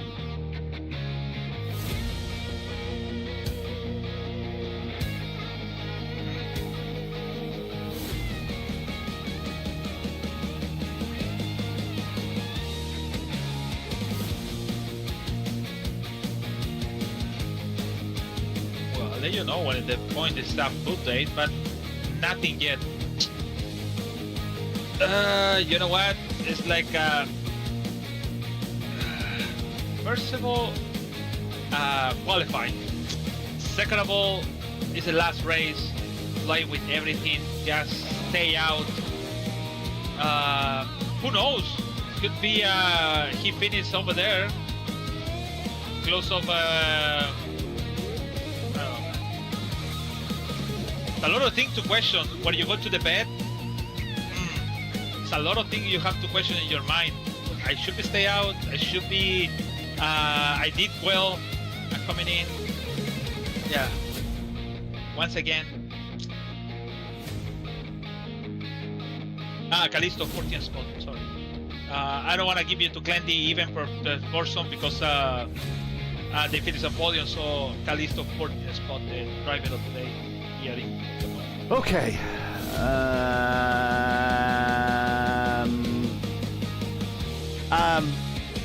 I'm gonna guess. Oh, we have. Oh my god! Oh my god! We got the points. Okay, I'm gonna guess the LGN driver of the race is Lionel Callisto, right? Yes, yes. Oh all right. My god! All right, so we got the points. You should be a stay out my next time. god! Oh my god! Should be, oh my goodness! Okay, we gotta tell everybody because we're looking at the points now. And we're done with the music there. Oh my god, you're right. Clindy defends his championship and is now your two-time defending ISRA open wheel champion by 1 single point over Wagner. Wagner finishes with 622 points. Clindy with 623 points. Jacob Collins, 25 points back from Wags with 597. Rick Ravon moves up to 4th. Craig Forsyth is in 5th. Even if there was a tie, I believe the tiebreaker would go to Clindy with Clindy's 3 wins versus Wags' 1 win. But I believe the decision to not qualify is the that's the nail. That's the nail in the coffin, unfortunately. I hate to say that because if he got a good finish, a better finish or a better start, and maybe even led a lap, then we're looking at a tie situation. If he just got in front of Clindy, he would have just won and leading a lap and would have won by 1 or 2 points or something like that. So that is most unfortunate for Wags, who comes up short again in the ISRA for a championship.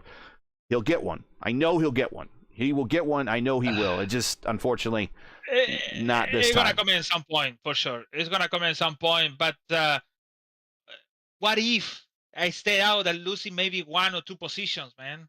But what if? That's what this is the thing. Played it and try to do your best. I did, and sometimes it don't work. But at least 1 point should be over there. Anyways. All right, let's. Wow. Wow. Wow. Look like we. I know for my side, I lost the championship by myself. It's like I really feel like it's kind of the same. Let's get Treston Fortson in here, and I think this is a pretty good finish to the season for Fortson. Because did he finish on the podium last week? Did he finish? I'll let you know. Look at the schedule. Again, my memory is. Our memory is bad. Oh, it's just crap now. Its memory is crap. We'll bring up Treston here in just a second. There it is. Sim Gaming Expo season. It'll be easier to look up, but this was in Sim Gamer Hub. Sim Racer Hub, sorry. Kansas results. There it is. Is that good? No, Lionel Callisto, Rick. I thought he finished on the podium here in a recent race. I can't remember, but we'll bring him up in here. And maybe it might have been another league I was thinking of. Here he is. And here is Tristan Fortson. All right. Got a third. You got the podium. I believe this matches your career best here. But I guess the elephant in the room is coming to the checkered flag there. So go right ahead. Your side of the story. Just fighting for the win there on the last lap. Yeah, I was so good ripping the fence. So the last lap, I knew I just had to go into 3 and commit to full throttle, hang it out there, and hope I get to Kyle's outside. And I did. And we just ran out of real estate at the corner exit. Anything you could have done differently, or it's just, it's full send through the last corner of the last lap of the last race of the season? Maybe if I tuck in a bit more and run like a 3/4 line, maybe Kyle goes across my nose and I cross him over. But in the moment, I was just going to go full send around the top. That's just 20/20 hindsight. Well, you still came home in third, just second by just the narrowest of all margins as you slid across the line together. A good way to end the season, nevertheless, getting a podium. Way to good. That means you're going to have the momentum whenever we start the next season as someone that just came off the podium in the last race. So that's got to feel good. You've kind of been up there fighting for top 10s all season long, so got a good podium out of this one. Congratulations. Any shout-outs, any friends, family, sponsors, anyone want to say hi to before we let you go? Yeah, I'd like to shout out our new team sponsor for Team Track, Mahatma Rice, all the guys on Team Track. And I hope this league comes back for another season because it was a lot of fun. Well, congratulations on the finish, almost the win there. Yeah, I agree. Just, coming to the win, last race, last turn, last lap of the season. Yeah, I'll just send it. That's what happened here. And congratulations. I think every racer that's watching probably says that they would pretty much done the same thing. So congratulations on the P3. We'll catch you at the next one, man. Yep, see ya. All right, and we'll bring up our winner now because we will talk to the champion last. That is Clindy. So here is Craig Forsyth, and here is his stat line for the day, and we will bring him up in here now. Here is Craig Forsyth. Well, it's not Christmas. It's not even Easter. I don't know when your birthday is, but that was a hell of a present coming to the checkered flag down the main straightaway. We were telling people you didn't have a shot coming out of turn 2 on the last lap. You didn't even have a shot coming out of turn 3 on the last lap. But as soon as they touched each other, the shot presented itself, and you got the win, sir. And it's about time because we know you've been in position a number of times to get wins or get close to podium finishes, good podium finishes here in the league. And finally, one came together for you, and you got that long-awaited win here in the ISRA Open Wheel Series to match, kind of what you done at the Lionheart level. Yeah, no, I did not have the speed in traffic to get through people. Like Kyle was carving through people, and I think even Jay, once they got ahead of me, I think it was Kyle got ahead of me just before the caution came out because I got tight coming out of a corner, and he had the lapped cars in front of him to keep pulling him along with. He needed to save one extra lap of fuel that compared to me.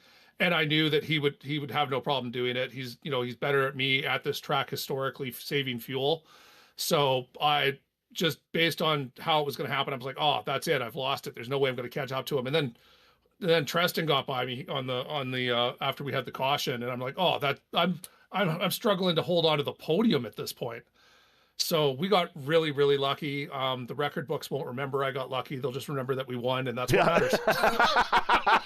Yep, that is for sure. I guess now this is the last race of the season. Finally got the monkey off your back. Any shout-outs, friends, family, sponsors, anyone you want to say hi to for this big one here today to finally get the win? I mean, every series you've been in, whether it's been Area 51, Lionheart, where else? Dark Horse, VOR, votive, yeah. Yeah, wherever you've been, you got to win, and you can check this one off the list too, man. It's just if there's one constant, eventually, Craig Forsyth is going to get a dub sometime. It's nice. I got to thank the whole team. I mean, we were all in chat. We split the strategy as far as the first caution went off. I knew I wanted to fuel save, so I was willing to give up being at the front to fuel save when the caution came out on, I think it was lap 2 or 3 or whatever it was, because that was going to make the fuel save easier. I did not realize how much I was going to struggle in the aero wash trying to get by people. I basically, once I was back there, I was stuck. So it was the rest of the guys. I mean, Devin and Richie and I mean Jim, owner of the team. I just keeping me going and going. You know, it's just got to keep running the numbers, do the fuel save, make sure you're the furthest car ahead on the fuel save strategy. And then I mean Chris and both the Chris's, Fowler and Stouffer there, they, you know, they were running up at the front, running good. So it was, you know, it was going to be a good result for the team no matter what tonight. And I'm happy with how it worked out because I finally, as you said, finally got the W. Well, congratulations, sir. It's good to finally have you on the top step. Even though you're not the interview tonight, you still at least got the top step interview. So congratulations on the win. So we will see you. I know we will see you around at some point again on the channel. I don't know when that is. Of course, we always chat occasionally. So congratulations, and we'll catch you whenever the next one is. But congrats. You definitely earned it. Nope. Thanks, man. You have a good night. Everyone, stay safe. All right, and that is it for Craig. Let's bring up our champion here, and let's get the results off screen here. Let's bring up Clindy's car. Bam, there it is. And let's put up his stat line for the day, but this isn't really the stat line that really matters. Well, I mean, it got him to the championship, so let's say that. But what it doesn't say here is first in the championship, and that's what we want to talk about here. And here he is now two-time ISRA champion, defending ISRA champion again for another season, is Kyle Klindworth. Clindy, congratulations. I will let you talk about the last lap and your thoughts on that coming to the checkered flag, but you didn't have the best qualifying run. You started 15th. You improved 13 spots on the day.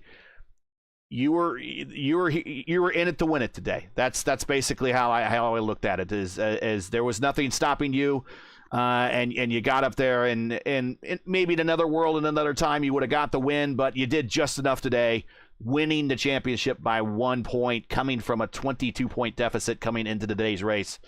You got to feel pretty good. Yeah, I mean, there are things to feel good about and things to feel bad about.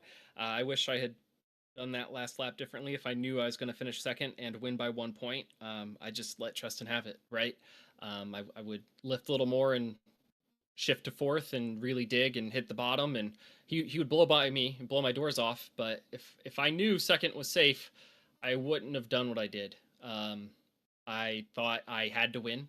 I knew Wagner had pit on that stop, but I wasn't sure where he was. I was eyes forward, not in my mirror or on the relative. And I wish I had just chose to aero block him or, you know, run the whole lap differently, I guess, just to avoid that situation in the first place.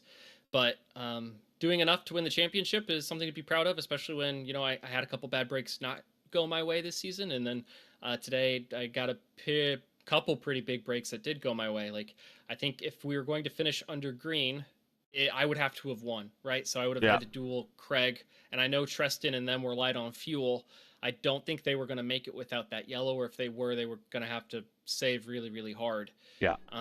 Stouffer too. So basically, if it goes green, I have to beat Craig straight up because Wagner was running ninth, and I did the math, and I knew I'd beat him by 1 point if I won. So I was pretty happy when Craig let me start leading there for a little bit, and then when he mapped down to map 1, I'm like, oh no, I got caught sleeping. And I was at that point, I was only a third of the lap to the good, like map 1 pushing all the way hard to the finish, and that was by my like back of the napkin math, and I didn't really want to trust that. I wanted to get a whole like half lap to the good, right? So I could run any line, or no matter what happened, I would be okay to make it to the end. So I mean that yellow let me just kind of dictate the last few laps, and you know I helped Tristan save the fuel. So you know in the grand scheme of things, if that yellow never comes out, maybe Tristan doesn't even get on the podium, right? So I'm just very happy he got the podium. I'm sad that I took the win from him. He deserved it. He drove a great race. Craig did too. Obviously, everyone on the podium did a great job, but me. I just was a lucky dude who won the championship by 1 point. So something to improve on and reflect on. But you can be imperfect and still do your best. And even though I wasn't the driver I wanted to be today, I got the result I wanted. And sometimes that's, I don't want to say it's acceptable, but I'm very happy to be the repeat champion. That is what I will say. And it really looks like the key decision in today's race, at least to us in the booth. Did it surprise you that Wags chose not to qualify at all? No, not at all. If I were Wagner, I would have played it safe too, right? I would have just kept me in arm's reach, and I'm a terrible qualifier. And this race kind of played out like the championship race from last season. Wagner and I were on the same strategy the whole race, right? He didn't choose to pit on the lap 1 yellow or the lap 3 yellow or whatever, and neither did I. And we both were saving under green rather than trying to make up the track position from the back. It was very, very difficult to pass when the cars got strung out. And I just knew my best bet was just to pick people off one at a time by getting better economy than them. I'm sure Craig told you a very similar story. I think Craig pit, so he could push a little harder than the rest of us. So he was on the alternate strategy, right? And it afforded him the ability to command the race rather than hope, which is what I was doing. So, both strategies were good, just like last year at Indianapolis. So it was really cool to see that race play out a lot of it green. I wish it had gone green all the way, knowing how it ended. But it was entertaining. I hope everyone at home had a great time watching that finish. I didn't have the best time executing it because I felt bad, but I'm glad for the result for everybody, and I'm glad Justin got to finish third. So that's the last I'm going to say about that. Well, I believe really the championship was won by you just leading a lap. Is kind of what it boiled down to, other than getting your finish and additionally leading a lap. That's and ultimate. Wagner didn't lead a lap today? No, did not. Well, if he had, we would have tied. You would have tied, but you would have had more. I think the tiebreaker in wins, and you would have had more wins, so you would have won that way. But if you would have never led a lap, and he did, then it would be, tied, all tied up, going in extra innings. So, well, man, last year seemed a little bit easier. This one was a little bit harder, but it seemed like you had a lot of momentum this week. You kind of not started the week, but you started the weekend with a dominant win over in Velocity.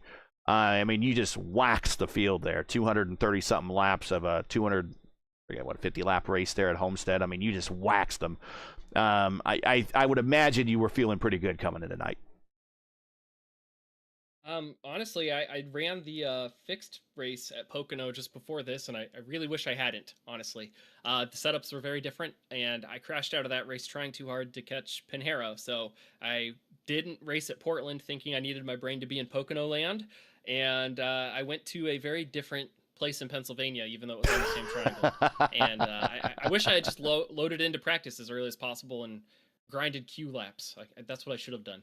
But that's something in the record book to think about for next year or the next season or my other leagues, and just put that away in the notes and execute differently and focus my energy somewhere else when I know the setups are going to be different.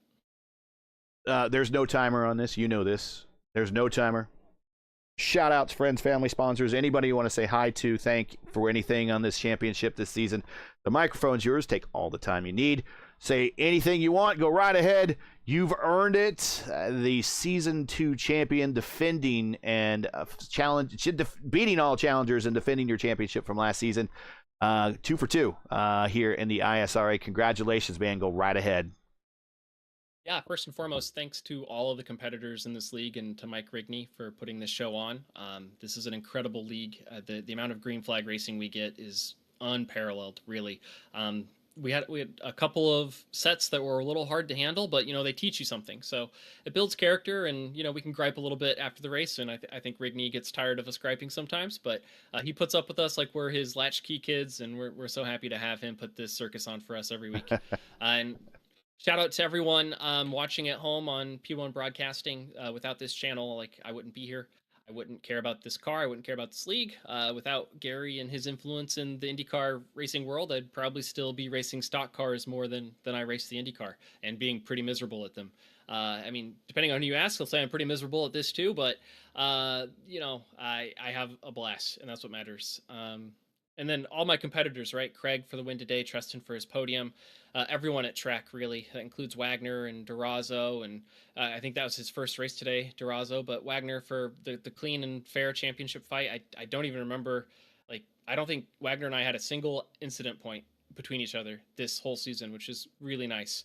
And you know, a lot of the pace and the aggression from my other competitors, like making me earn wins between, you know, Mark Murphy and you know, Craig's up there and fast, and Rick Ravon, they're all, you know, rocket ships. You've got to be on your A game to keep up with those guys. And shout outs to everyone at the Votive Racing League and Votive Racing Manufacturing who sponsor my car. So watch on P1 Broadcasting Sunday night. We're going to be at Pocono again.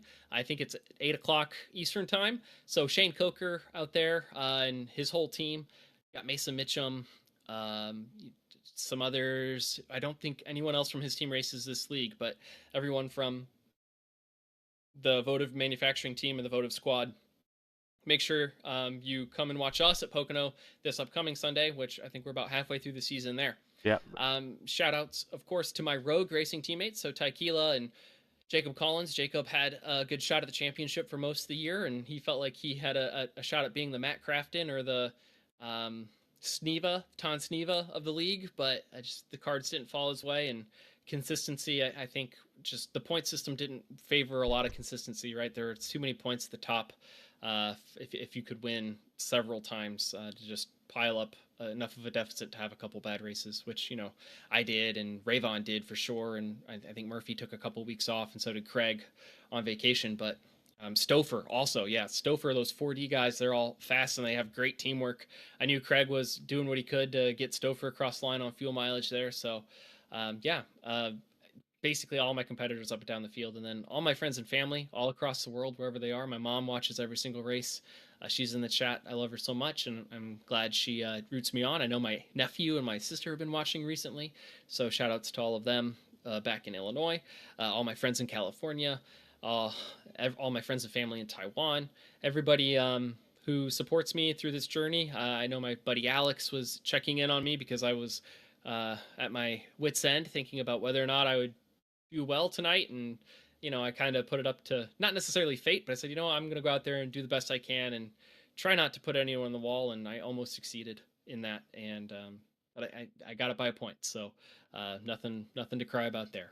Anyone else? Yeah, all the partners at the Techtopia Systems that help sponsor Rogue Racing and the channel for their presenting sponsor of the Tuesday night Top Split, where I'm leading the points currently, and we'll be at Pocono there tomorrow night around 8 o'clock. 8:15. 8:15. Yep. Yeah, 8:15 Eastern.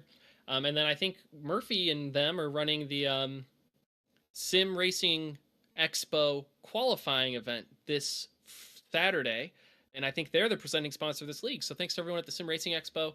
Thanks for putting that on and partnering with ISRA, or the ISRA, the Internet Sim Racing Association. And, you know, we're so glad to have sponsors for this league and viewers who watch the channel and, you know, get eyeballs in front of the sponsors who paid money for Rigney to give us some prizes, which was really, really cool.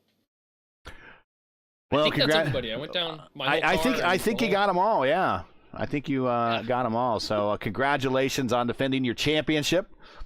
It seemed doubtful there for a while, but you did it, and that shows a lot of perseverance and fortitude. So congratulations, something you can put in your back pocket, a little bit more experience to take to other leagues when you get in those tight late season holes and you're like, am I going to get out? Well, you've done it before. You just know how to do it again now, and congratulations on the win. I know we will see you, well, it depends on how the third season checks out, so maybe we will, maybe we won't. There's still a little ways to go, but congratulations on championship number 2, and we'll see you on the track tomorrow for the Top Split. Will do, Gary. I'm not sure what it's going to be next season, but I know Rigney put a couple races on in the NASCAR Gen 4, and I won that race at Auto Club, which is really, really cool. So I think he said he was going to put highlights on the channel. I never saw him, but if you could get him to show my winning burnout or my winning pass or something from that the next time we do an ISRA race, I would love that, because I grew up watching NASCAR my whole life, and I drove a Pepsi Jeff Gordon scheme in that race, and I almost broke down crying because I never thought I would ever win anything in the cars I grew up watching and idolizing. I'm a late convert to IndyCar. I'm not afraid to admit it. I love the sport now, but my first love, my true love racing growing up was NASCAR, and to be able to compete in that car, basically in my first time out in it, was really, really special to me. So thanks, Mike, again for putting that on. Congratulations, sir. Go celebrate. We'll catch you at the next one. But your champion finishes second here tonight. Gets the championship by 1 point over Matt Wagner for Season 2 here of the Sim Gaming Expo ISRA Open Wheel Series. Congratulations. We'll check out the next one, man. Thank you, Gary. Thanks, everyone. All right. There we go. We bring Lewis back up because I think he left, and Lewis is back here in the booth. I grabbed... Clinty just knows how to get out of the booth. He just punches out, so I shouldn't have grabbed him. But I guess real quick, shall we bring up Mike Rigney? Or no? Yeah, I guess. Yes, I don't know. You want to bring him up? I hear talking with Raven, but that's it. All right, we'll bring up Rigney real quick. Hopefully he's not saying anything, and we'll bring him in.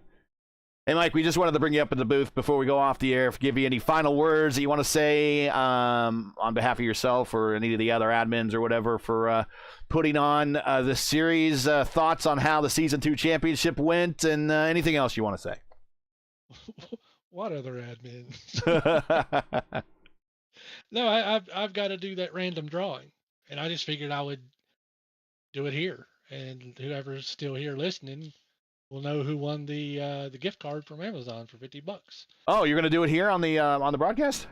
Yeah, sure. Okay. Right now, all live. Right. Live. All right. The number picker wheel brought up here, and I guess everybody's going to trust me because I'm not going to stream it, but I'll take a screenshot of it, whoever it is. If you'll bring the points up for me, LGN or Gary, one of you, and tell me one thing: who made it? How many made it to 11? At least 11 races. I think when I looked, I saw top 15. Top 15, 11 exactly, with Lewis Hayes, and then everyone else above him, had more than 11. All right, so what I'm going to do is roll this wheel with numbers 1 through 15 on the random number generator, and somebody, whatever it lands on, is going to win the $50 Amazon gift card. All right. Unless it's Craig Forsyth. Craig Forsyth down in the channel said, if it's me, keep it. For dealing with everybody in the league. I said, okay. That's the kind of guy Craig is. All right, let's hit this button and see what number it is. I can't see the points. It's rolling. It's rolling.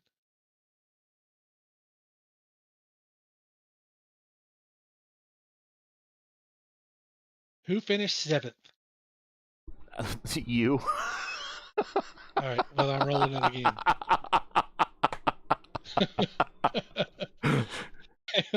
Let me roll it again.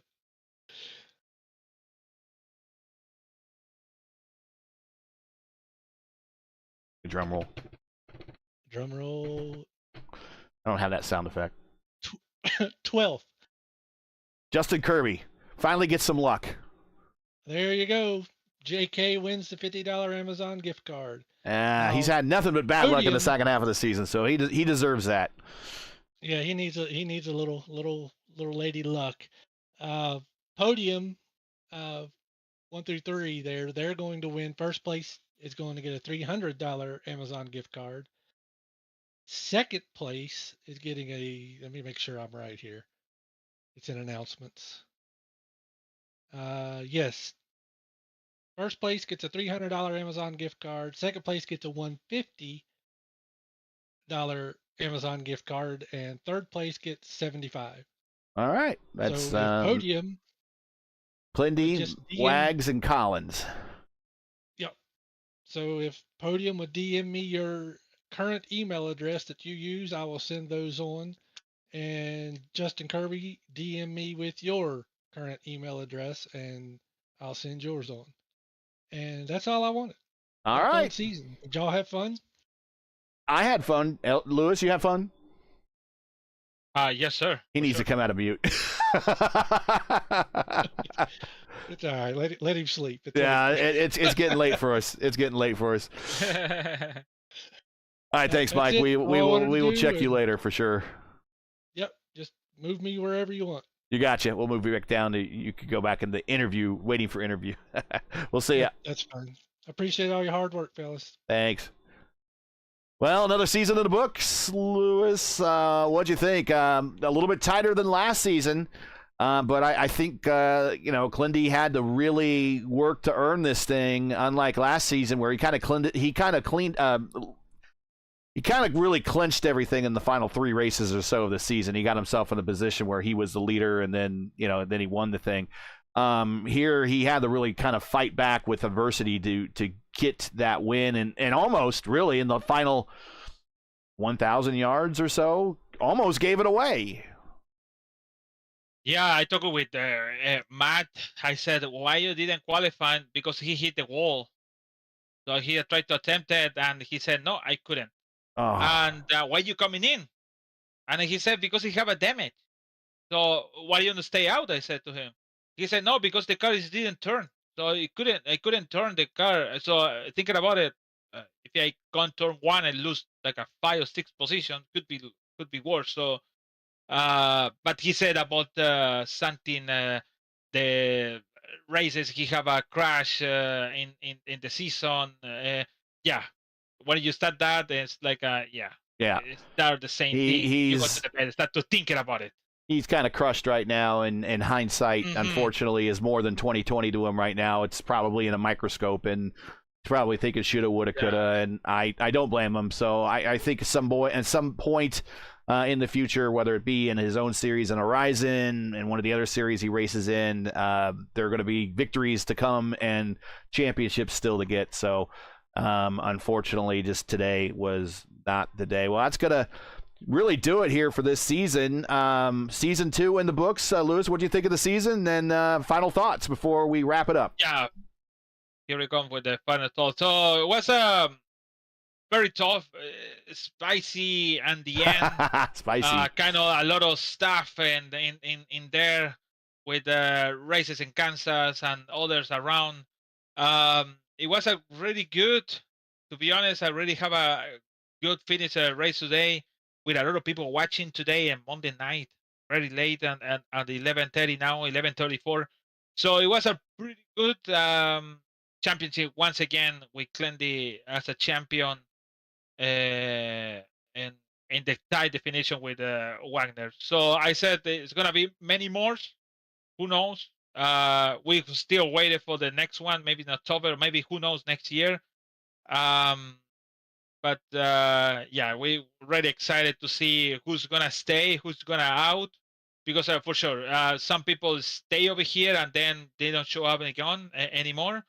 But some people stay for 14 races, or like from 11 in the standing to 1 day racing for over the 11 races. So congratulations for Clendy again for the championship, and also Wagner for the champion. It doesn't matter if it's second or not. He fighted. He didn't make too much stuff. He was consistent in every single race, and he did a good job with the 8 top 5 and 9 top 10 in 14 races. So, and 1 win. Last actually Callisto won, but Wagner basically won the race. So it's like a share winning in that race. So I said share because it was Callisto win the race, but in the last lap, but when they won the race. So anyways, it is what it is. We have to switch the page tomorrow. Pocono again in the Fixed Series. I hope Phil Kraus is gonna be around. So see you tomorrow at 8:15 p.m. on MP1. Yeah, it's Pocono week. Pocono here tonight, Pocono tomorrow, Pocono on Sunday. So we're gonna have our fill of Pocono here this week. Me and you. Yeah, for sure. And thank you so much for all the Rickney is the only admin actually. I don't want to say all of them. And I hope it's gonna have one more season on soon. And let's see if we have the same people around. If Clendy try to stay soon, stay in the championship again for 3rd time in here. So see you next time for sure. All right, well, let's get on out of here real quick and give everyone back their Monday night before we get to midnight. If I could cue everything. It's getting late for me, too. Here we go. It is. Yeah. Well, we did it. Yeah, we did it! We did it. All right. So that's it for tonight and for the season. Once again, your podium here from Pocono. Craig Forsyth with the win. Clindy and Fortson come together, coming out of turn 3, come to the checker flag. They slide across the start-finish line. Clindy comes home second. Tristan and Fortson in third. Just enough points to give Clindy the championship by 1 point over Matt Wagner, who finished 12th today. And congratulations to now our two-time champion, Kyle Clinworth. Your defending champion now, again, of the ISRA Open Wheel Series. Well, best I could say is join P1 in the ISRA again, we think, in October. We're not sure. So we're going to start this all over again at some point in Season 3. No dates or schedule have been announced yet, so be sure to pay attention to the channel, youtube.com/@P1 Broadcasting, for the latest when the ISRA streams are scheduled and posted. Now, as you know, the YouTube algorithm game is not easy, so please help support P1 with the weekly grind. Leave a comment below. Let us know your thought of tonight's race. And if you enjoyed tonight's coverage, support us by smashing like in the video. If you're new, click subscribe, and while you gotta hit the bell for weekly reminders so don't miss out on more of P1's other iRacing programming, including tomorrow night, the iRacing IndyCar Series the iRacing IndyCar Oval Series. We'll be right here. We're not going anywhere virtually. We're staying right here. We're not moving a foot. We'll be right here at Pocono for round 8 of their Season 3 championship. Coverage starts here at 8:15 p.m. Eastern Time at Season 3 of 2025. And if you liked what you saw here tonight, then tune in tomorrow for some more wheel-to-wheel action on the Tricky Triangle. The ISRA Open Wheel Series is brought to you by the Sim Gaming Expo. I want to thank them for their season-long commitment. Get ready for the ultimate simulation gaming experience. The Sim Gaming Expo is bringing all genres of simulation and gaming technology under one roof. Join us September 5th through 7th in Chicagoland at the Schaumburg Convention Center to try out the latest gears for the biggest brands in the industry, meet your favorite streamers, and celebrate your passion for all things simulation with our incredible community. Don't miss out. To learn more, to get your tickets now, go to simgamingexpo.com and be a part of simulation gaming history today. Track cams for this race are provided by Whiplash Sim Cams. Get the most out of your iRacing experience with Whiplash Sim Cams. To learn more about Whiplash, like them on Facebook or follow on X and Instagram. The links are in the description. So, for Luis Gonzalez Nunez, everyone here at P1, the Sim Gaming Expo, the ISRA, all the drivers, all the team owners, everybody at home, you guys watching, want to thank you. I'm Gary Gatso saying to all, good night. Thanks for watching. That all our men and women serving in the military and as first responders. Godspeed, God bless, and come home safe. Once again, congratulations to our Season 2 champion, Kyle Clinworth, for his second consecutive championship here in the ISRA. Catch us again right here, we think, at October for the next race of the Sim Gaming Expo ISRA Open Wheel Series. Good night, everybody.